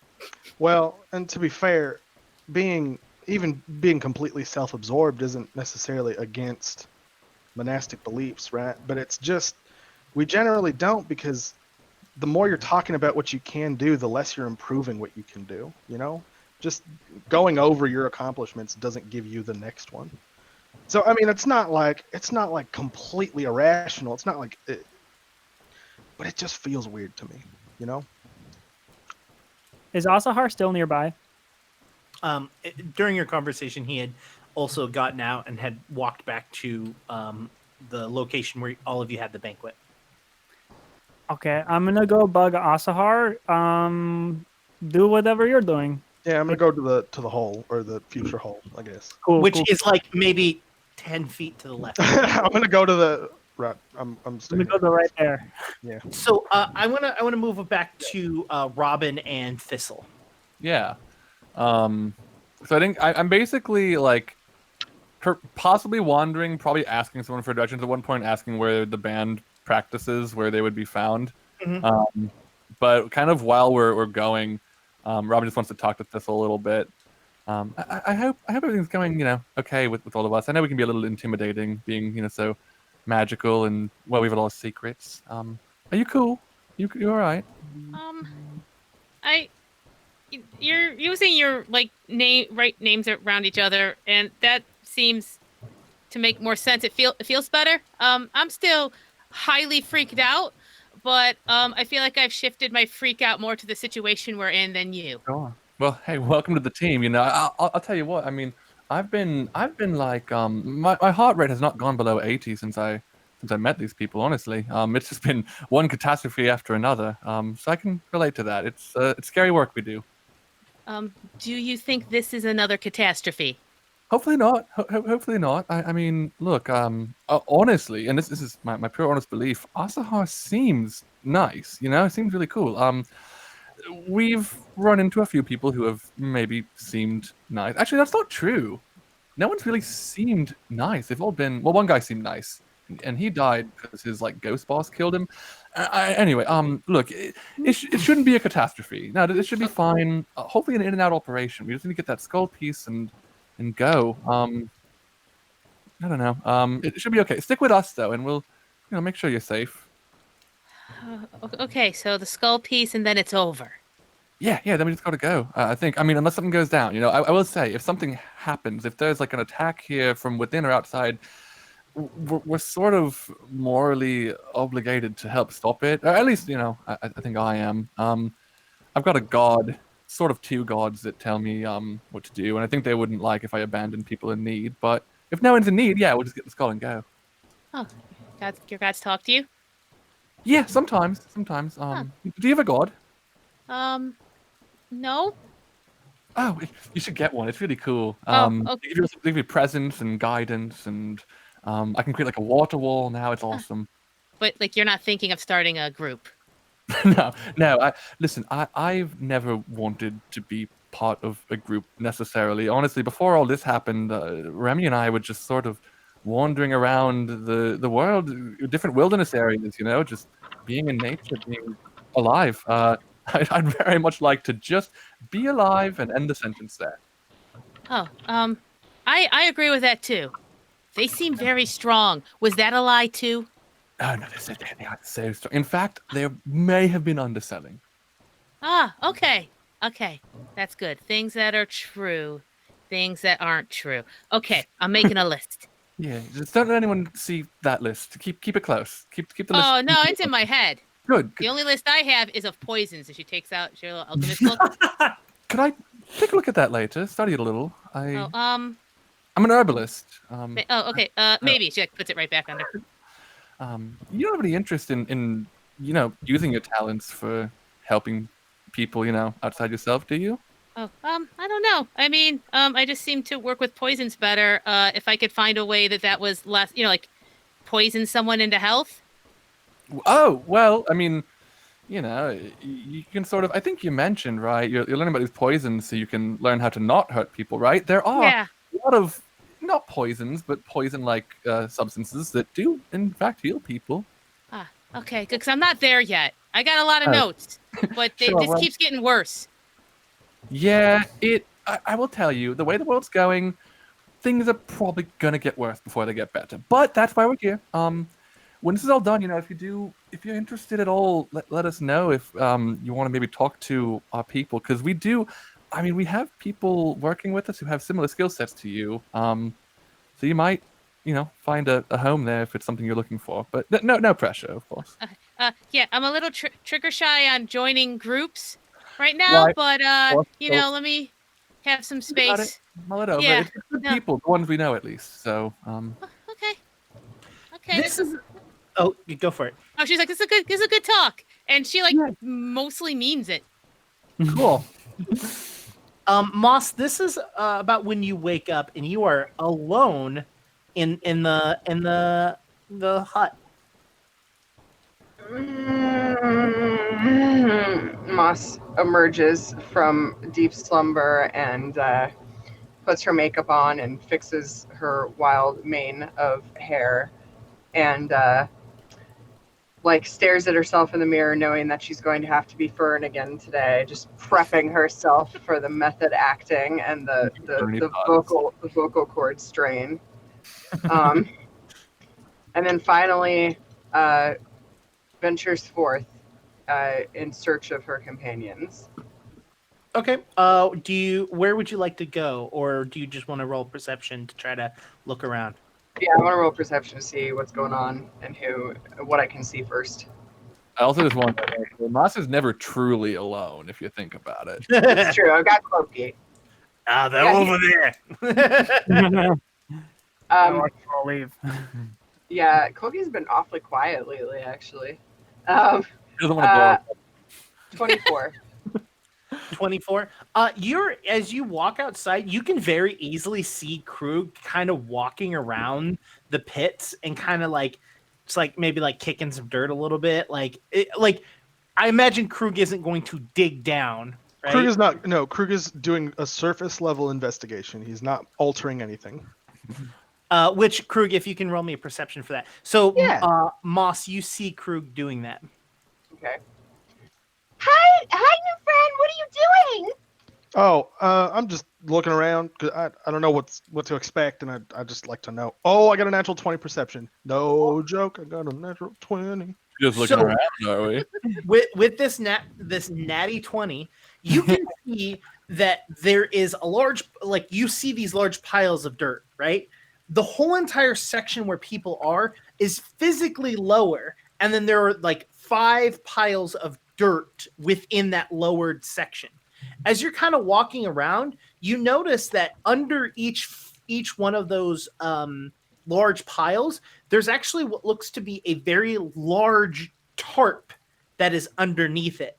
And you kind of, without being suspicious or like doing digging, you kind of lift the tarp, and you notice that the tarp is on top of what seems to be a large wooden box, like a massively large wooden box. I'm snooping behind Krug, if that's okay.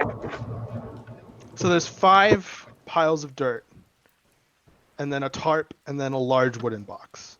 Yep. That's underneath. There's a large wooden box like underneath every pile of dirt, right? Yes. Yeah. There's like a different. Oh, okay. under each Gotcha. pile. Gotcha. That makes more sense. Would we assume, based on the size of the box, that it's like size for a group of people going down there to bunker Yeah, up? those boxes are what you're going to be locked into. Cool. Okay. I didn't realize it would be separate though. Well, we're all going to be together. Right? Yeah. So each group, there's multiple groups that are It down there. happened to be 5 of us. But Oh, yeah. there's multiple groups down there. Okay. Understood. Yeah, and so each group is in there, and they get put in there at different times because each group can stay a little bit longer than other groups. So Sure. each one of them goes down there and tests their collective strengths to withstand staying down there. So if I can see the boxes, right? Like I can see the wood. Can I hear anything?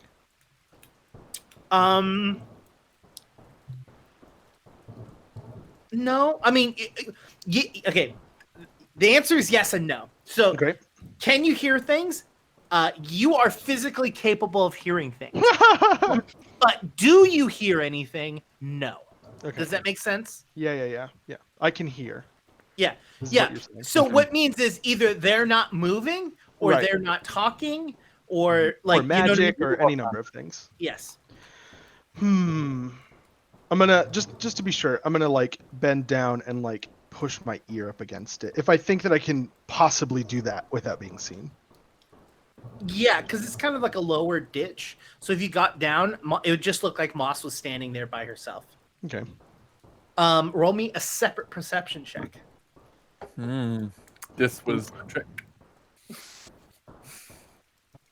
That's still really good.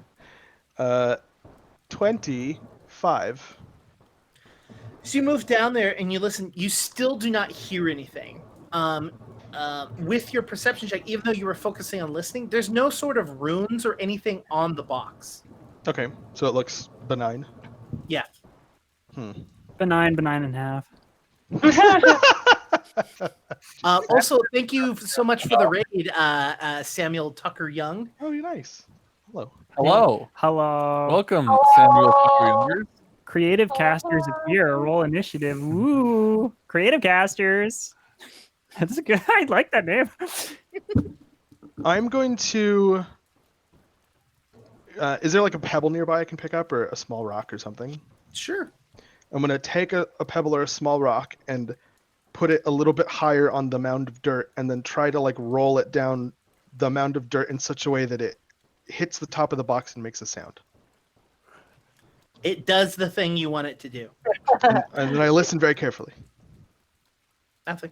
All right. Miles, today's going to be very weird, isn't it? I'm going to get up and dust myself Yeah, off. I'm really not looking forward to going in the ground at all. I No. don't really know why we agreed to do this, honestly. Just Molly, just so you know, no one is around you. It is just you and Chris. I'm trying to save your voice. Moss, you don't gotta do the voice. Oh, thank goodness. Yes, I really don't know why we agreed to do this. I feel like I am above being buried in the ground. Even at my funeral, I would expect something grand with fire and flowers, not the ground. I mean, to be completely fair, we didn't agree to it per se, but I think it's important for us to figure out exactly what It was this. more implied. Yes. Right. Asahar, I'm so excited to be put into the ground. Like it's really great, and this is a wonderful place you have. I mean, the rest of my stranger friends and everything, we're all pretty psyched about it. We can keep talking through the door like this if you would like. That's fine. Are you outside the building saying this? Yes. Yeah. Someone opens the door and is like, can I? Are you trying to speak with Asahar? No, I assumed I was speaking to Asahar. Is Asahar not on the other side of this door? I didn't want to just come in, He really has the door open and looks behind him and goes, I mean, he's in his quarters. He's preparing a speech for the ceremony today.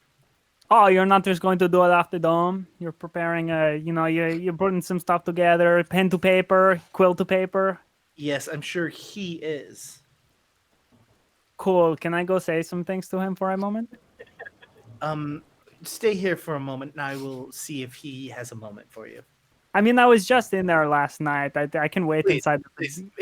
It's okay. We'll be right back. Like he allows you to come in to get out of the rain, but he's just like very much like chill here. I will stay right here. So he goes back through the doorway in which you had seen Asahar go into the night before. A few moments later, he returns with Asahar walking behind him. Oh, yes, my child. I heard you wanted to speak to me.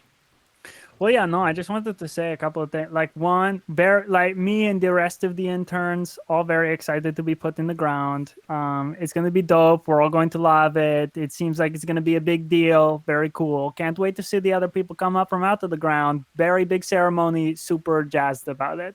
Number two, I would like to learn the breed holding. Yes. I mean, I hope to teach you and train you. Once I think the plan is going to be that you and your group is going to stay down there for not a full week. I think just 3 days will be sufficient to. Oh, come on. You saw yesterday. We can handle a week. You put us down there the whole week, Asahar. Come on. No. There's no reason to be boisterous of your abilities. Plus, you'll be surprised how difficult it is to stay within a box with your friends in that tight of a quarters for that amount of time in the dark. We are barely friends. We have just met. You know what I mean. I just mean, how's this? Acquaintances.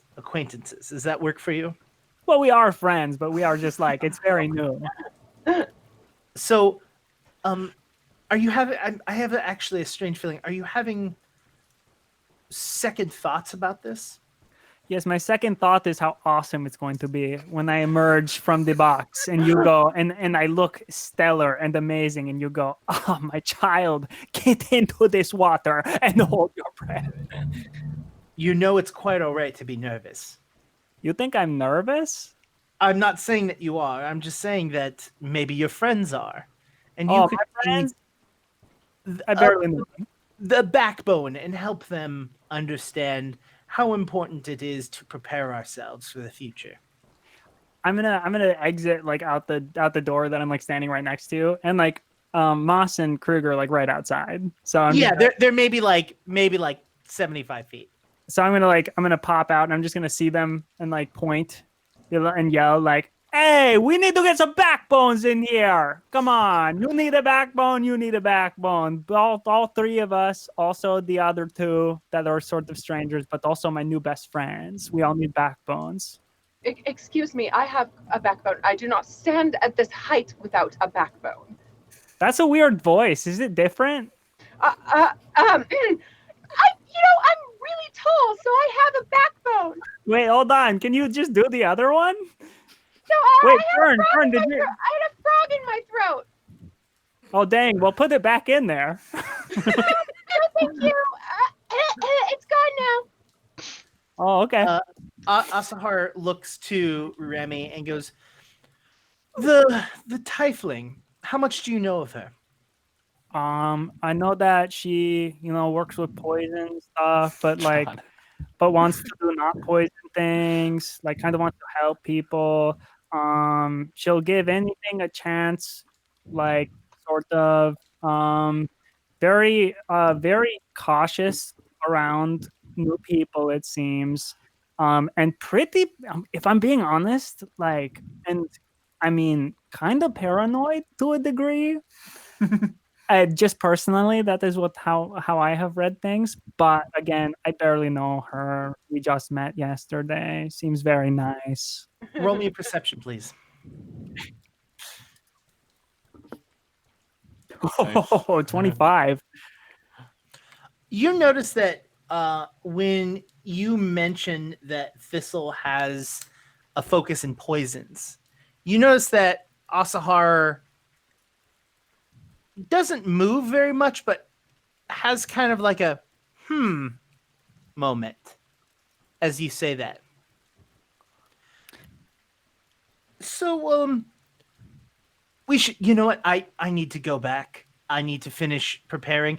Yes. Yes, the ceremony will be. I believe that they should be grabbing the shovels shortly. I will be out momentarily. Make sure to grab everyone, and I'll meet you out there. Yes, of course. And just so I'm very clear, it will be the 5 of us going down into the underground together, correct? Yes, as of right now, that's the plan. Okay. All right. That sounds good to me. I'm very, very stoked. I think you will be very impressed with me, Asahar. More impressed than you have been so far. I want to preface that you will be going in the hole, but after you've had a moment to speak with the people who have been in there. Oh, okay, cool. I'm going to ask them how it's going to feel when I beat them at their own game. All right, see you, Asahar. And Remy's gonna like start trying to like run backwards and is gonna trip a little bit, and like stumble and like, oh, I put that rock there to keep me on my toes earlier. You know, gotta challenge yourself. Okay, bye. And Remy's gonna run over to Moss and Krug. Krug face palmed while you were having that interaction. You kind of noticed it right as you turned away from yelling at us. Still face palming when you run over. Just big old red mark on his face. Do we find the band, Krug or Jake? Krug, you can tell me. Yes, you do. You find anything you want, including money and items. How much money do they give me? As much as you want. 400? 1,000 gold, sure. Great. So yes, you do find the band. Cool. You see that they're actually prepping for the ceremony. Okay, they're gonna play. Yes. Cool. Robin just like kind of like peeks in a little bit and like does a couple like cheeky knocks on the door to kind of get their attention. Hey, what's happening? Hey, it's me. It's Ray. This is my new friend Thistle, new recruit as well. I finally found you. I've got my Sham. Is it cool if I join you? You look like you're prepping. Yeah, we're like by prepping it means that they're like packing up, right? Oh, sure. Yeah, Okay. Yeah, I mean, we're gonna be out there performing. You know, as they come up, we kind of want as they come up and out of the ground, out of this dark hole, we kind of want to bring them like joyous and happiness, so that they know that like it's all worth it. So, like, you're more than welcome to come and perform with us. It's all about like joyous and happiness. So, like, are you good at like following along? Like, I'm a great follower, and the way I'm feeling right now, I think I am absolutely prepped to play some just joyous, happy, feel good music. And Thistle, you can see Robin is just like tapping her left foot incessantly, like very nervous. Yeah, I feel great. Hey, awesome. When they come out of the hole, do they often need cheering up? Like, they like in a bad mood when they come out of being buried alive? No, man. They don't come out in a bad mood. It's just more like, you know, have you ever like been on a diet? Like where you're like, oh, I'm gonna be like really good and like only eat greens, and then like you do that for like a week, and then you're like, man, this hamburger's really good, right? Sure. Like, we just want to emphasize that feeling. We just want to, like, they're getting out of the ground. You know, not everyone has the ability to see in the dark. So some people haven't seen light for like 6, 7, 8, 9, 10, 11, 12, 13, 14, 15, 16, 17 days. Is this person related to Remy? Is 17 the record? 17 days? Or just riff? No. I think I was just going up with numbers. Sure, I think, sure. Yeah, listen, when you get counting, it's hard to stop. I understand. I think the longest that was someone was down there was like a full month. But it's like there's a caveat. They did have food. So like Sure, right. Well, I mean, they've all got food, right? Or is that just after a certain? Oh no. Like most of the groups that go down there do it without food. Right. Cool. Well, here, let me. I'd love to help you pack up, carry things over. Yeah, and I can play with you. I can follow along. I mean, I picked up that song in the square pretty quick, didn't I? Sweet. And he like puts his fist out for a fist bump. Robin flinches. Oh, right, of course. And she's done it with Remy. She does give him a. And as soon as you touch fists, he goes. Oh wow, I'm so strong. Look, I punched him into oblivion. Wow. Yeah, blow that meteor out of the sky. Oh man, the sky itself. Look at me, the power of nature in my fist. Let's go. And so they start grabbing stuff. They start handing you stuff, and they start walking over to the piles. Thistle, you don't play, do you? Do you play anything? Blow the bottle, maybe? No, I mean I could always try, but I was inspired. Oh, sorry. Were you talking? No, I'm not much of I'm more of a like a indoor person. Alone. Well, just so you know, if you ever want to get good at it, you can practice music indoors, alone. Oh. No, but listen, it's no pressure. It's one of my great loves in the world, and I like to share those. I like to share most of my great loves. Remy's mine, but the rest I'll share. And Remy can, talk to people. That's fine. We should go. I can't poison people with music, right? Not that I know. Well. Oh. That is when you finally make it out there. Krug, as you and Moss are standing there, and Remy, I assume you walked over to Krug. Yeah, I'm there. So the three of you are there, and as you see the band starting to walk in, a whole bunch of other people from different places start coming out with umbrellas, walking out for this like ceremony. The band starts playing. Robin, please roll me a performance check to see how well you're following along. Can do. I'm going to toss some guidance on myself. This is pretty important. Do it. Nice, nat 20. Wow. For a total of, I think, 30 or 31. Performance is a good skill. Oh, no, it's 28, actually. You're following along so well that the dude you've been talking to is like, whoa, did you know this song? Cool. She can't answer. He's playing a woodwind instrument. he's like, oh yeah. He's a drummer, right? Like Yeah. Yeah. I think she honestly, she's doing so well. She gets so into it. At one point, she starts adding to the rhythm with her sham, like hitting his drum on off beats. Just really, really collaborative here. So everyone's there, and Asahar comes out. And he stands up on like one of like the mounds, and there's a few people behind him. You haven't really seen them before, but they're wearing very similar clothing to Asahar. If you it's pretty easy to kind of understand it's probably his court, right? Yeah. High court. The high court. Yeah, the high court. And he stands there. He goes, "Welcome, everyone. Today is another glorious and magnificent day in which we will bring out the next group of our future. These people are our future. They will be the ones that will be there for us, that will be able to protect us and push us forward after this horrendous thing completely blows over. We will be looking to these people to be able to take us to the next step. Please remove the dirt." And a few people run down with shovels and start to move the large mound of dirt off of the pile until it gets kind of manageable. Then they each grab a corner or not a corner, but each grab a section of it and pull the dirt back and lift up. And there is a square, it looks to be like a door. They walk over and they slide it back.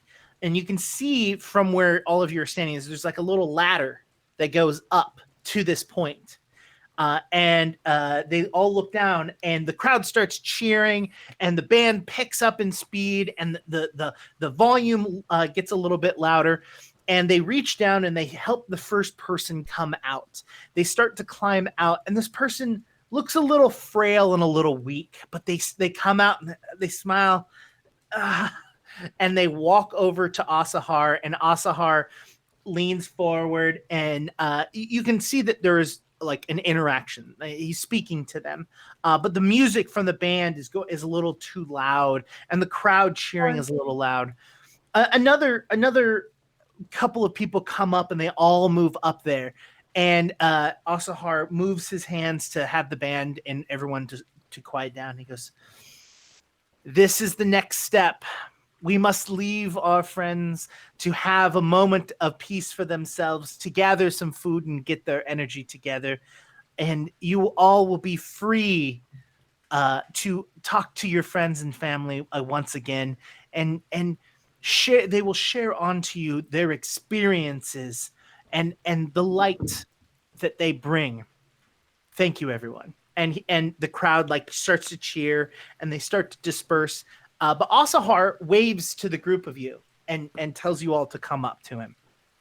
I'm gonna go to Asahar. Yep, move on over. Yep, me too. I skip. All of you get there, and we're like, we're preparing the meal for everyone, but for all of them. But if I promised you a moment to speak with them, this would be the perfect time to talk to them before we give them some peace to eat. So go right ahead. And he turns to the group and goes, "Yes, my children. This will hopefully be the next group that will take on. I have such high hopes for them. They all showed such strength defending the compound from the zombies. I hope that they will one day be as equal to all of you and be able to stand by your side to fight for our future. I'm going to leave you all and make sure that dinner is prepared." And they kind of like thank him, and he walks away back to the house. So now it's all 5 of you there with these people. Hi, I'm Fern. I'm a writer. I would love to interview any of you about your experience for a book that I'm working on. So just come on over and talk to me and tell me everything.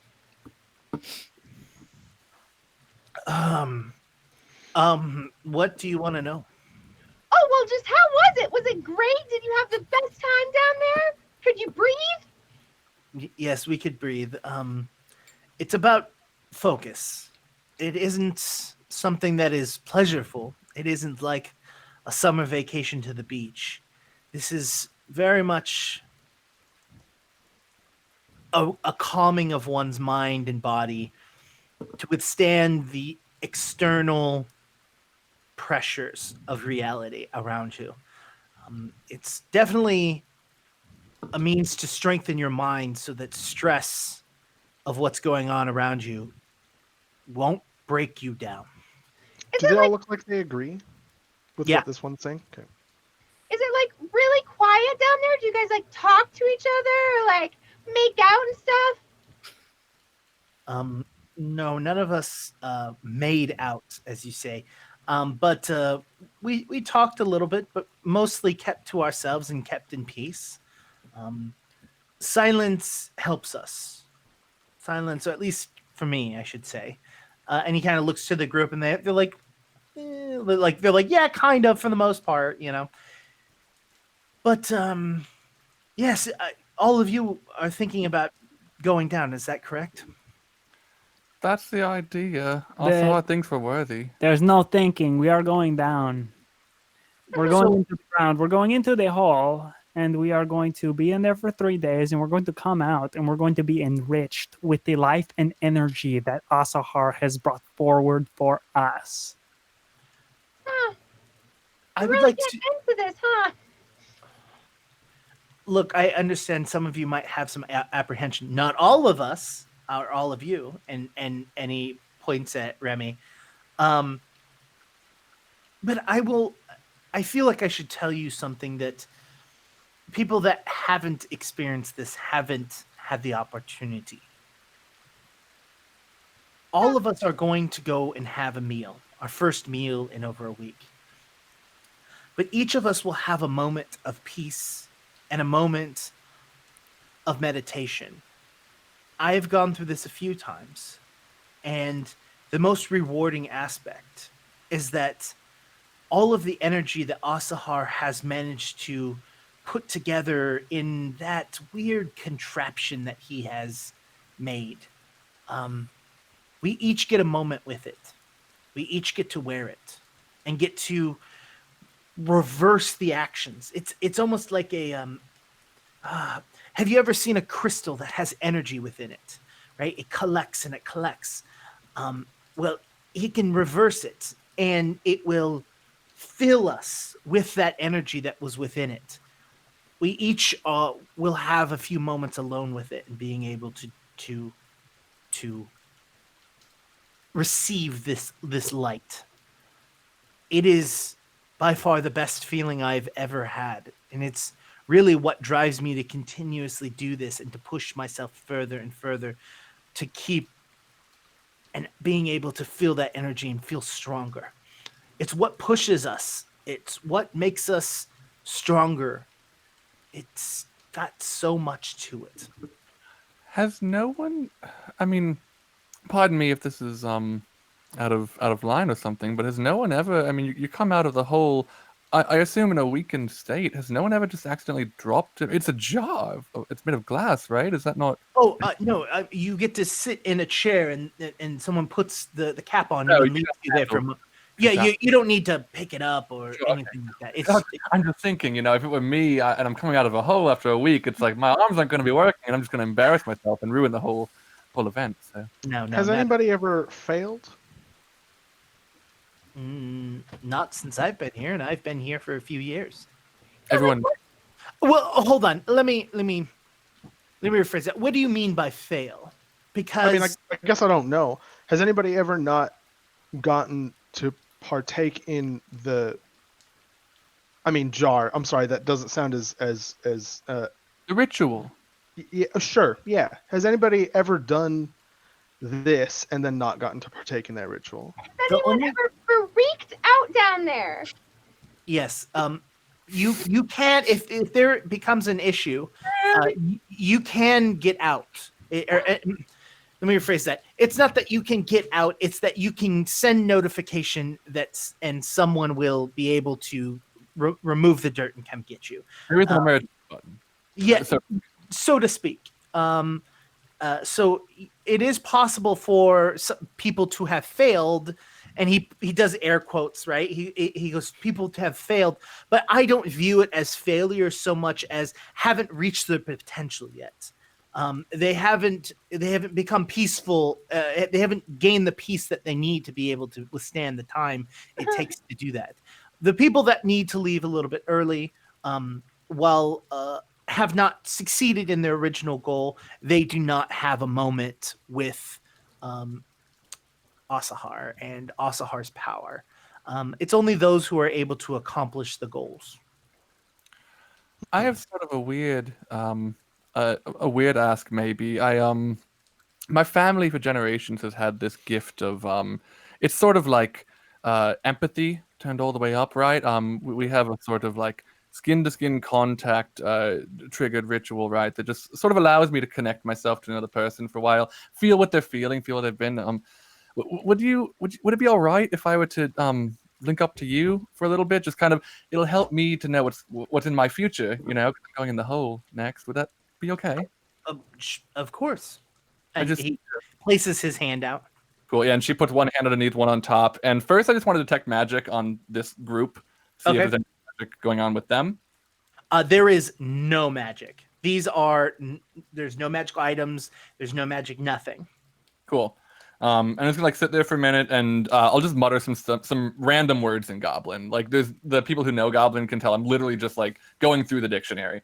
And I'm gonna cast status on this person. So just as a reminder, for 1 day, 24 hours, I assume, as long as you and the target creature are both on the same plane of existence and both alive, you remain aware of its present state, the target's direction from you, distance from you, and any conditions affecting it. I'm going to be keeping an eye on basically what, where they go and what happens in the ritual, if there's anything that picks up. Oh, okay. If there's any conditions right now, I would know. Yeah, that's what I was gonna pull up right now. Probably hungry. Is there a hungry condition? Yeah, fatigued, I guess famine isn't. Famished. Famished, yeah. I believe there is a weakened condition. Yes. Cool. They are weakened 2. Gotcha. Fatigued. Fatigued. Yeah. Is what I'm looking for. They're fatigued 2. Cool. Yeah, and that's it's not magic. normal. You can tell that it's just been them underground for 6 days without food, without water. You know what I mean? Like this is very, very tough for someone to do. I'll be keeping an eye on is if they go anywhere other than that banquet room and like quarters, and also if their fatigue goes down quicker than it would by natural means, especially when they're in the presence of Asahar. Okay. Does anyone else want to ask this group anything? Is there anything that I should know for the book and for my own mental health before I go down there? Are you able to handle the darkness? Why? Because those who cannot naturally see completely in darkness. Oh, I can. Don't worry. Oh, well, then you won't need to worry. You'll be able to see your friends, no issue. Those of you that don't have that ability will you see things in the dark. And just know that those things aren't real. It is your mind trying to understand pure, utter darkness. What did you see? Did you see something? Did any of you see anything? One of the women looks over and goes, the first day or so, as my eyes adjusted, I just saw movement. Like there was nothing in particular. It was just you would see something at the corner of your eyes, and you just kind of look and you realize that you're in a pitch black room and everyone is sitting down, and so that there's really nothing there. It's just your eyes and your mind playing tricks on you. And it's like a pitch black box, right? Like there's not like a little bit of light that leaks through. You're covered in dirt. So. It's like the same thing as having your eyes closed. It's like having your eyes closed, but knowing that your eyes are open. Right. All right. Which is a very weird feeling. I can imagine. Candles are frowned upon, I have to assume. Yes, candles are. I mean, you wooden box. I suppose. Just throwing that out there. I have 2 questions. Yes. One, is there a bathroom down there? Oh yeah. How do you pee? Oh, okay. Good question. There is. Question. Okay, all right. So I placed 2, and then 2. You let me know when we return how it feels to see someone come out of the hole so successful. He smiles and puts his hand on your shoulder, and he goes, "I look forward to fighting on the battlefield with you, shoulder to shoulder." I mean, hopefully it doesn't come to that, right? Well, I'll have to be on stilts or something, but we'll make it happen. We will, my friend. Unless any of you have anything else, I think we all kind of want that food. Go eat your food. I can tell. And they leave, and they go into the room where the banquet hall was, where all of you were. Robin, you are there, and you can see that their fatigue is dropping. Okay. As the And by I assume this is like quicker than natural means would normally allow. Yeah, but you also know that there are very specific ways that individuals can either cast spells or drink coffee. Mm-hmm. Yeah, there are ways that people can reduce fatigue quicker, you know, alchemically wise or magically wise, For sure. Oh, honestly, it could just be the tea. I didn't even think about that. But there you go. Could be the hair tea. Yep. The what tea? What? What? Oh, okay. All right. Well, so, I mean, our directions were to stay here as long as possible. So honestly, getting in the hole feels kind of safe. And I mean, my ancestors were like burrowing people, so I really don't think I'm gonna mind. I mean, did you? And I want to do a perception check, make sure nobody's like nearby, because I'm gonna say some conspiratorial stuff. Other than Thistle, everyone has left. Conspiracy cool. check. Conspiracy check. We good? Okay, Good to then. conspire. Okay. Okay. We got our in though.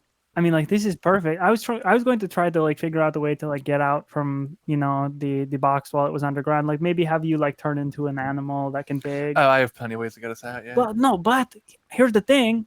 Now all we have to do is stay in the box, and then we get the chance with the jar with the thing. Exactly. Oh, and plus, and Robin like shields, but she like summons a little like ball of light in her hand. It's not going to be that dark down there, is it? Well, I have dark Actually- vision. Anyway, so. Well, yeah, you do, but For what it's worth, I think.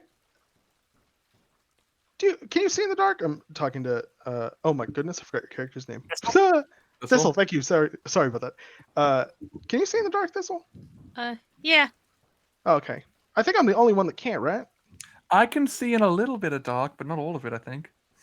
The only reason I'm saying is because I kind of want to see what they're talking about with the things that they see in the darkness. Okay, I do want to say, like, just get a bit of feedback from the group. The way that some of this stuff is run, and like the feats of like other worldly strength and like focus that I have seen out of some of these like followers of Asahar, I'm kind of like interested to see what their training regimen is and stuff. Because I mean, if like Krug and I earlier saw somebody hold their breath for like 10. I could do that. You can't. I could. No, it's like 20 then. I have a spell, babe. It was without magic. Well, without magic, no, of course not. 1 minute 12 seconds. It was so long. It Yeah, was like 1 minute Sounds 12 like seconds. a really long time.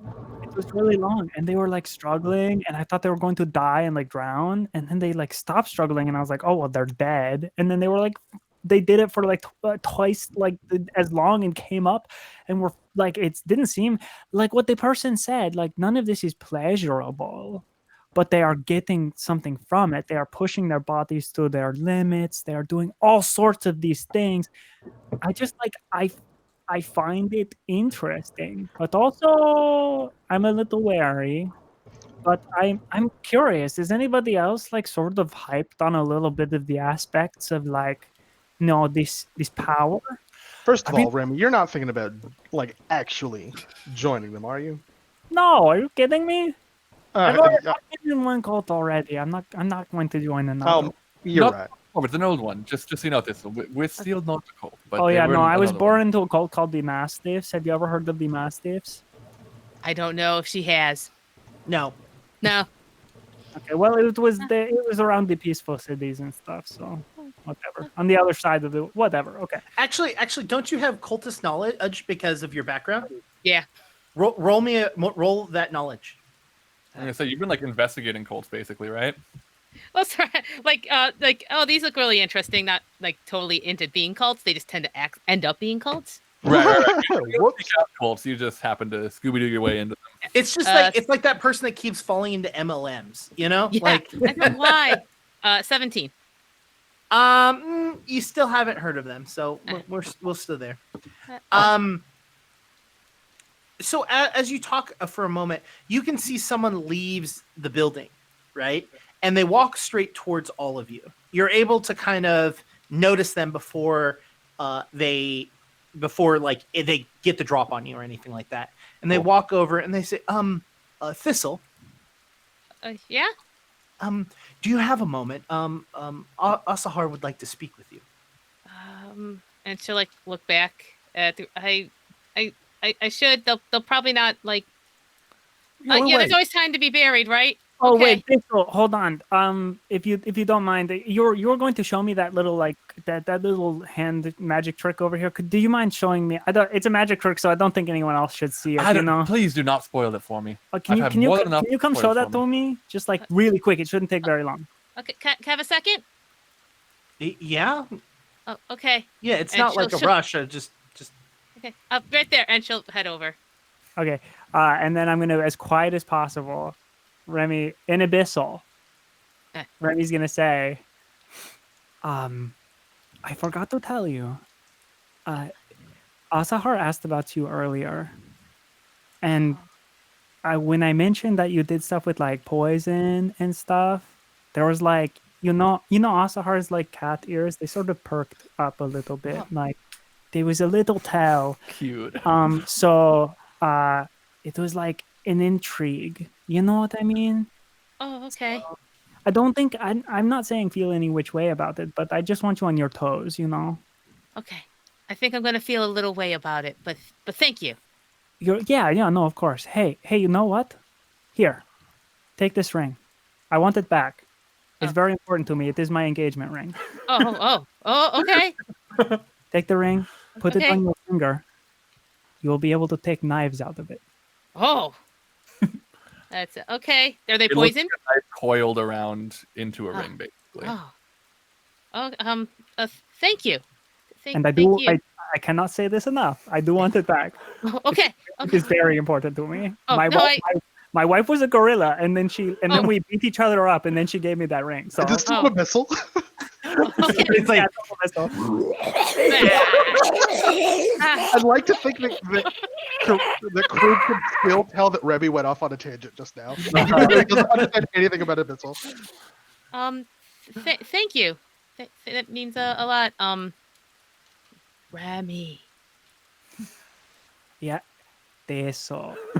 And then Remy goes back to the group. Okay. Yeah, she'll just kind of feel the knife ring. It's almost like a little bit of comfort, and then she'll go back to the person who came to get her.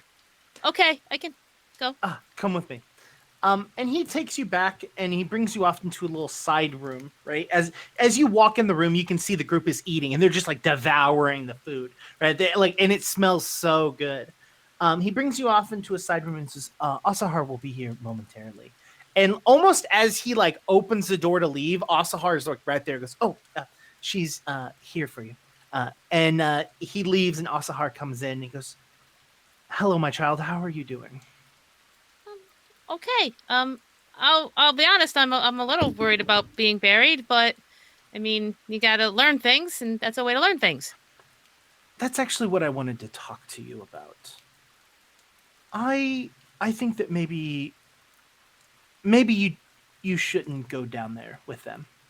Oh, why not? I think that maybe you're not quite ready, and I don't want you to take that negatively. I just want to make sure that the people that go down there are prepared and are ready. But that doesn't mean that you aren't special and aren't capable, because that's far from the truth. I have some ideas that I think that you would be able to help me out with tremendously, but I don't want you to go down there and feel uncomfortable or be ill prepared. I think a few days of training directly with me will definitely help with that situation. And you can tell she's thinking. She's like, are you sure? I could do it though. I could do it. I'm sure. I think you should work alongside of me. I think it will be best. Can I tell them? Just so they're not worried? Yes, of course. You're more than welcome to join us in the ceremony and stand by my side while we do this. Okay. All right. Let me go talk to them. I want to make sure that they're ready. Okay. Okay, right. but like, let them know, like, I didn't run away or anything. Like, I don't want them to think that I took off. Like, it's No. If you'd like to write a note or something, or if you'd like to come with me, I mean, I'm not saying that you need to stay here. I'm just saying that I want to go and speak with them. Yeah. Can I'll come. I just want them to, I didn't abandon them. Okay. Yeah. No. I completely understand. Let's go. And Asahar and Thistle walk out together and walk towards the group of you. You had to make sure no one was around you. You had all kind of moved off to the side a little bit because people had come and gone down into the hole and to basically clean up and prepare it and get it ready. Asahar and Thistle walk up to you and Asahar goes, well, how do you all feel now that you have spoken with our Oh. shock troops. Oh, great. Honestly, I feel ready. I mean, the 5 of us are getting really close. I think we'll have a good time together down there. That's part of what I wanted to talk about. It is not a shortcoming, and I want to emphasize that whatsoever. It is not a shortcoming. But I think that I don't it get might... to care. Well, no, Sorry. clearly they're talking about Fern. So, I wait, mean, excuse me. It does make sense. well, Fern. I mean, No, Let's be no. I want to work for a few days with Thistle here before she goes down and is prepared. I feel that she's not quite there, but I don't think it is a negative. I think that the 4 of you will strengthen your bonds amongst yourselves and be able to handle yourselves. I mean, the 4 of us, our bonds are pretty strong. We met a little earlier at the... Yeah, and I think that... Good judgment, of course, Asaha. Yeah. And I think 3 days locked together is more than just a few days of meeting each other. Sure, But that's fair. I want you to all to be aware that Thistle will be with us, and Thistle will be working alongside with me, and hopefully the next time all of you decide to go down, Thistle may join you. okay, so Thistle won't be going down without us, but we will be going down without Thistle. Correct. Yes, I will make sure she's going to train by my side for the next 3 days. Okay, well, I mean, this will keep him safe because he's very important, you know. Yeah. Yeah. No, that's cool. I hope you work on some cool stuff. I'm a little jealous, I wish I had some one-on-one time with Asahar here. Honestly, yeah. We'll get there. And Remy's just gonna grip around the finger that had the ring on it. And we'll just be doing that, kind of, nonchalantly, but we'll just be gripping it. Remy's not one to fiddle with their hands or anything. Yeah. It's I hope that you are as safe as I know that we will be, and we will see you in a few days. I'm gonna miss you. You were really I thought we were becoming friends, but yeah, just be cool. Yeah. Sorry we can't hang out down in the the pitch dark hole, but it's been nice getting to know you. I'm excited to catch up in a few days. Yeah. No. It was going to be a less terrifying idea than it was a day ago. And Asahar motions Real quick, toward... I just want to. Sorry for picking you up that one time. Oh.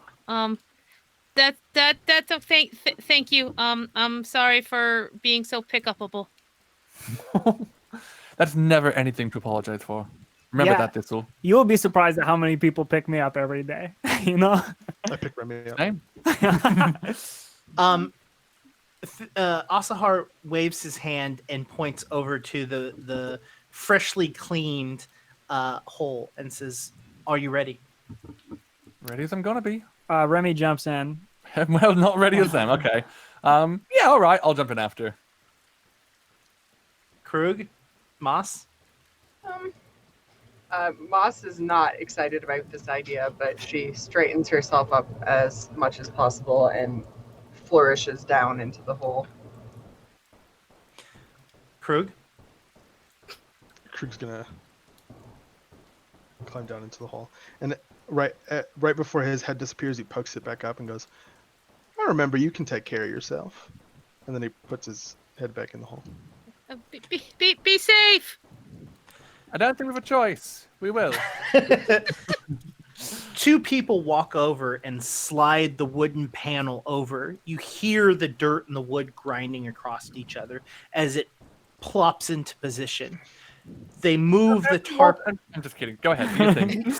They move the tarp down, and the sounds of metal hitting dirt as they start to take the pile and throw the dirt over onto the pile so that the weight of that dirt is there. While there was a little bit of light, it slowly darkens until you're in a pitch black room. Hey, Krug. Your Yeah. fly is down. You can't. Can you? Oh yeah, you can. All right. I'm gonna check to see if my fly's down. It is not. My pants don't have a fly. What am I even doing, Remy? So Remy, and who has dark vision? I have low light, so I don't think I can Yeah, see. Remy and Moss. So Remy and Moss, you see that this room is very simple. There is a rope around the room that is about mid-height, and the rope leads Wait, you for who? Huh, Oh, hey, look. height of the room. Yeah, it's about like You said we 10 height. range here. So. The rope leads you to a small room, which is where the bathroom is. So anytime you need to find the bathroom, you just need to touch the wall, find the rope, and you're able to walk yourself into the bathroom. But other than that, this is a dirt floor with a wooden side and a wooden top. It is completely pitch black in there. What is the way that we would signal for help if we need it? So there is a rope on the side that sticks up out of the ground on the other side, and you pull it down. And if the rope is gone, someone knows that you need help. Cool. Like, it's not a bell or anything like that. It's just basically a rope that's sticking above the ground. And if you pull it down, it takes some effort to pull down. It's not like, oh, you really have to yank on it because it is in the dirt. And basically, people walk by daily to, every few hours. And if the rope's not there, they know that there's a problem, then they'll take you out. Cool. Robin's like laying down on the ground. And just says, "Can someone, hey, Remy or Krug? I guess Remy, you can see. Can you just like bury me a little bit, like we're at the beach or something? I wanna get comfy in here. Yeah, I can bury you for sure. Pack it tight, not too tight, but you know."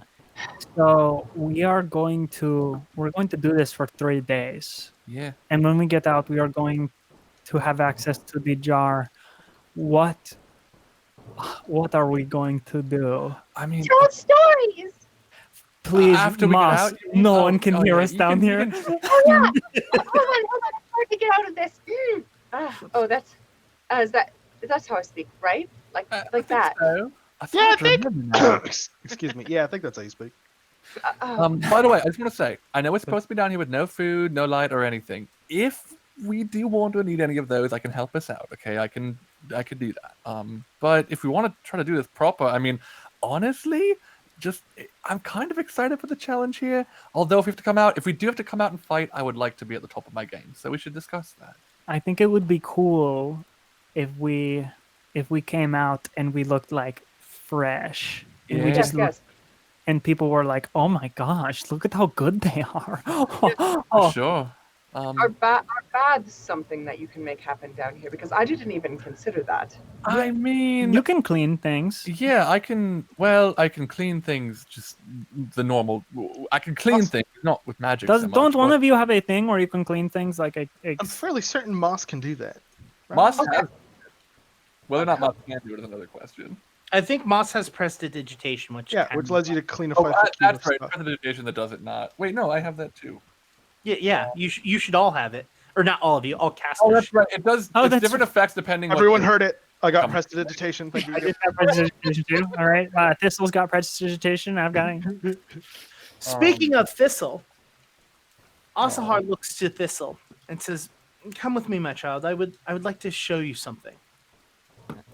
Okay, yeah, she'll like, look back at like the covered hole, and then turn back around and follow Asahar. Asahar doesn't go back to the house, but instead starts to walk down one of the streets, kind of not like going between streets, but kind of off to like an area that's almost by itself.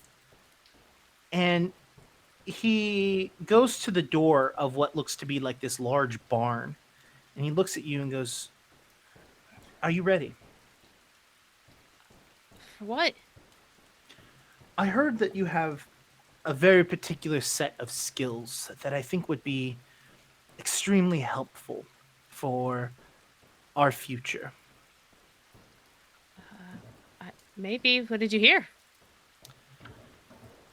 So you understand that these zombies won't take care of themselves, right? Yeah, we fought them. Now, most of the people in the cities, they just think that they can hunker down and eventually they'll die off.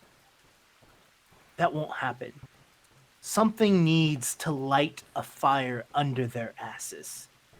And I think that we're the ones that can do that. I think that we light that fire under their asses. We hunker down here and allow them to do the necessity that needs to happen and to fight these undead and kill these undead. And then we can come out and we can be the strong amongst the weak. But first we must light that fire.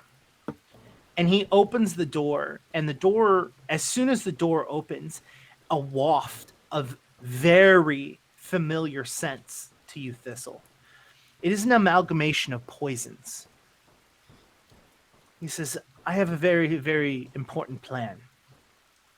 I plan on sending out a bunch of our people into major cities and releasing a chemical that will, let's just say, light that fire I was talking about.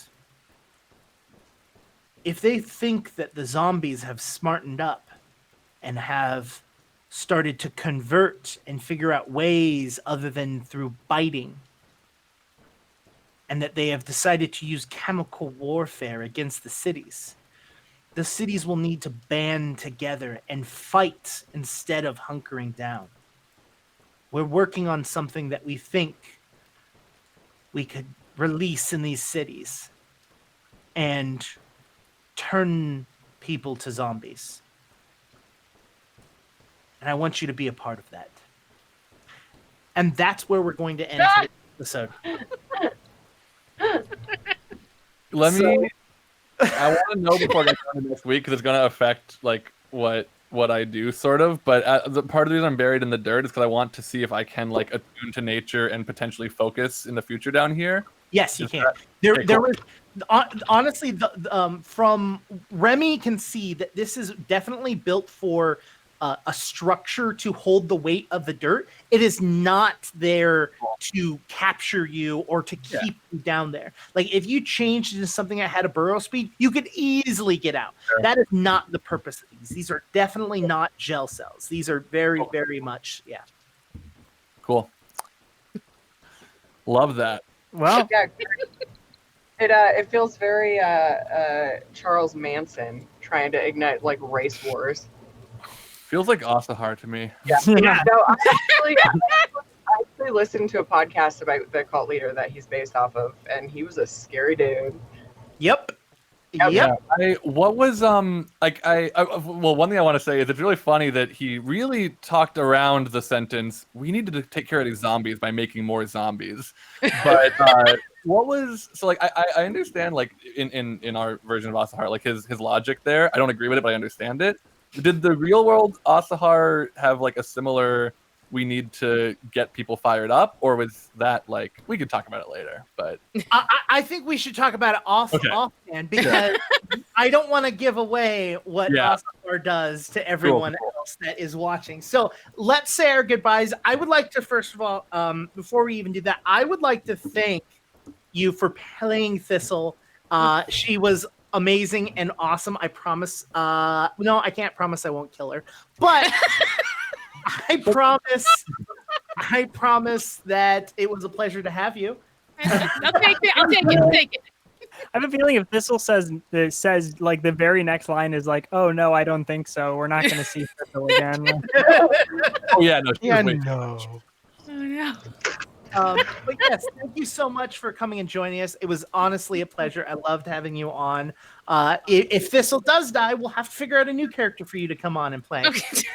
But why don't you tell everyone where they can reach you and all the information that they need to know about you? Again, it has been a pleasure too. This is great, terrifying, and wonderful. Come on. I'm Megan Murphy. You can find me Twitter at QueueTimes. Instagram at MurphyPopArt, and I keep forgetting that I do a podcast called Anomaly Presents, which is connected to our film fest. It's all about the genre films that made my friends and I decide to, put a film fest together. It's on iTunes, Spotify.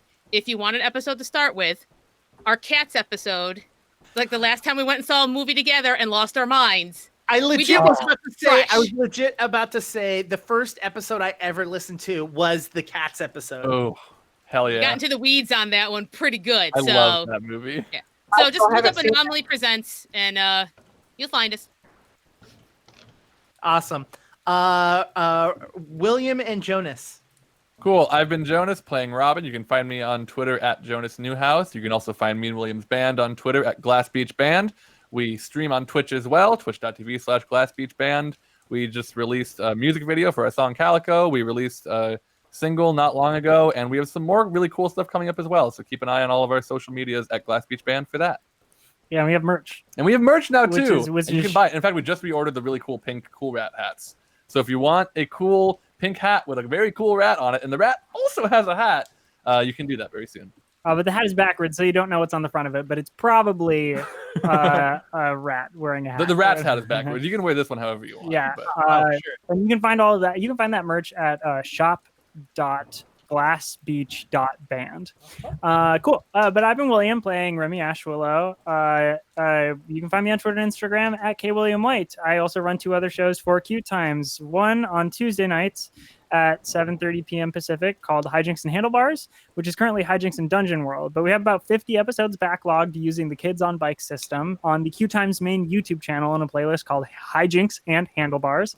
And we are currently doing a Dungeon World mini-series, which we're about 20 episodes into, and that will be continuing this Tuesday, 7:30 p.m. Pacific. So check that out. It's really fun, and the backlog of those episodes is also on the QueueTimes main YouTube channel.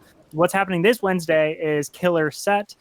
It premiered last Wednesday, where I take bands, like real live musicians and bands, and I have them play musicians and bands playing Monster of the Week, and they have to fight monsters and solve mysteries in order to play their sets.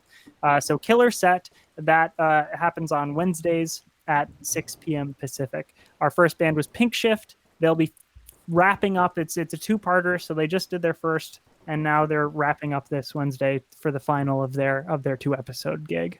So check that out. Awesome. And before Moss passes out, go for it. Yeah, it's like at least like 100 degrees in this office. Can we get maybe we should get an Indiegogo or something to get you some AC? Like we got. I have a window unit. It's just a cheap, weak one. I need one of those like personal desk coolers. Yeah. Anyhow, I am Molly McIsaac. I've been playing Moss the Magnificent. You can find me across the internet at Molly McIsaac. That's Isaac with Mick on the front. I keep saying I'm going to do projects. I haven't been doing projects because again, this heat is frying my brain like an egg on pavement. But eventually I have Chicken Witchery coming up, which is my new project where I just talk about chickens and witchcraft, which I'm very well versed in both. And then also my best friend and I are about to get COVID tests so that we can film more basic witches together, which I think some of you are fans of. But if you're not, my best friend and I dress up like stereotypical witches and review things. And we started last year during pumpkin spice season, and it's coming up again. So we're going to be doing lots more videos for that. So you can find that at The Basic Witches on Facebook is where we're most active with that, but also on my YouTube, which is youtube.com/Molly McIsaac. And I love you guys. And also I, because of Facebook memories, remembered that this week is our 1-year Court of Corvids anniversary. It is. It is.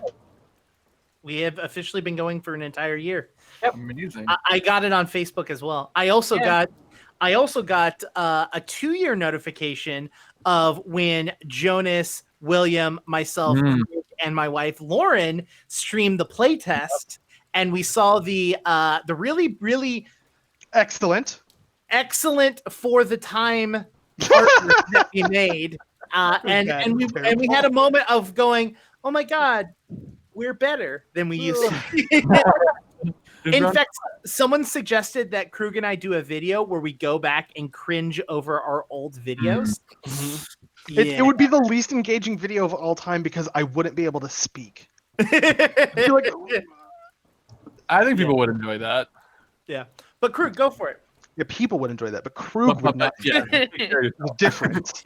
And I'm Krug, and I played Krug Caudell, and we have a YouTube, and it's youtube.com/QueueTimesMain, and we have a show called Game Gorgon that if you enjoyed this show, you'll probably really enjoy Game Gorgon.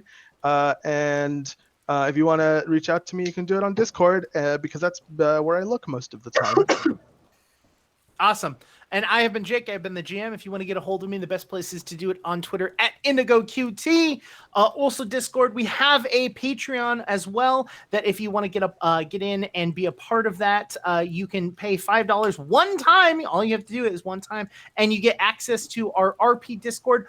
Who Megan plays on plays the wonderful and amazing Russ. So yeah, if you want to play with us, that's a good place to go. Until then, everyone, good night. Bye. Bye. All right, see you next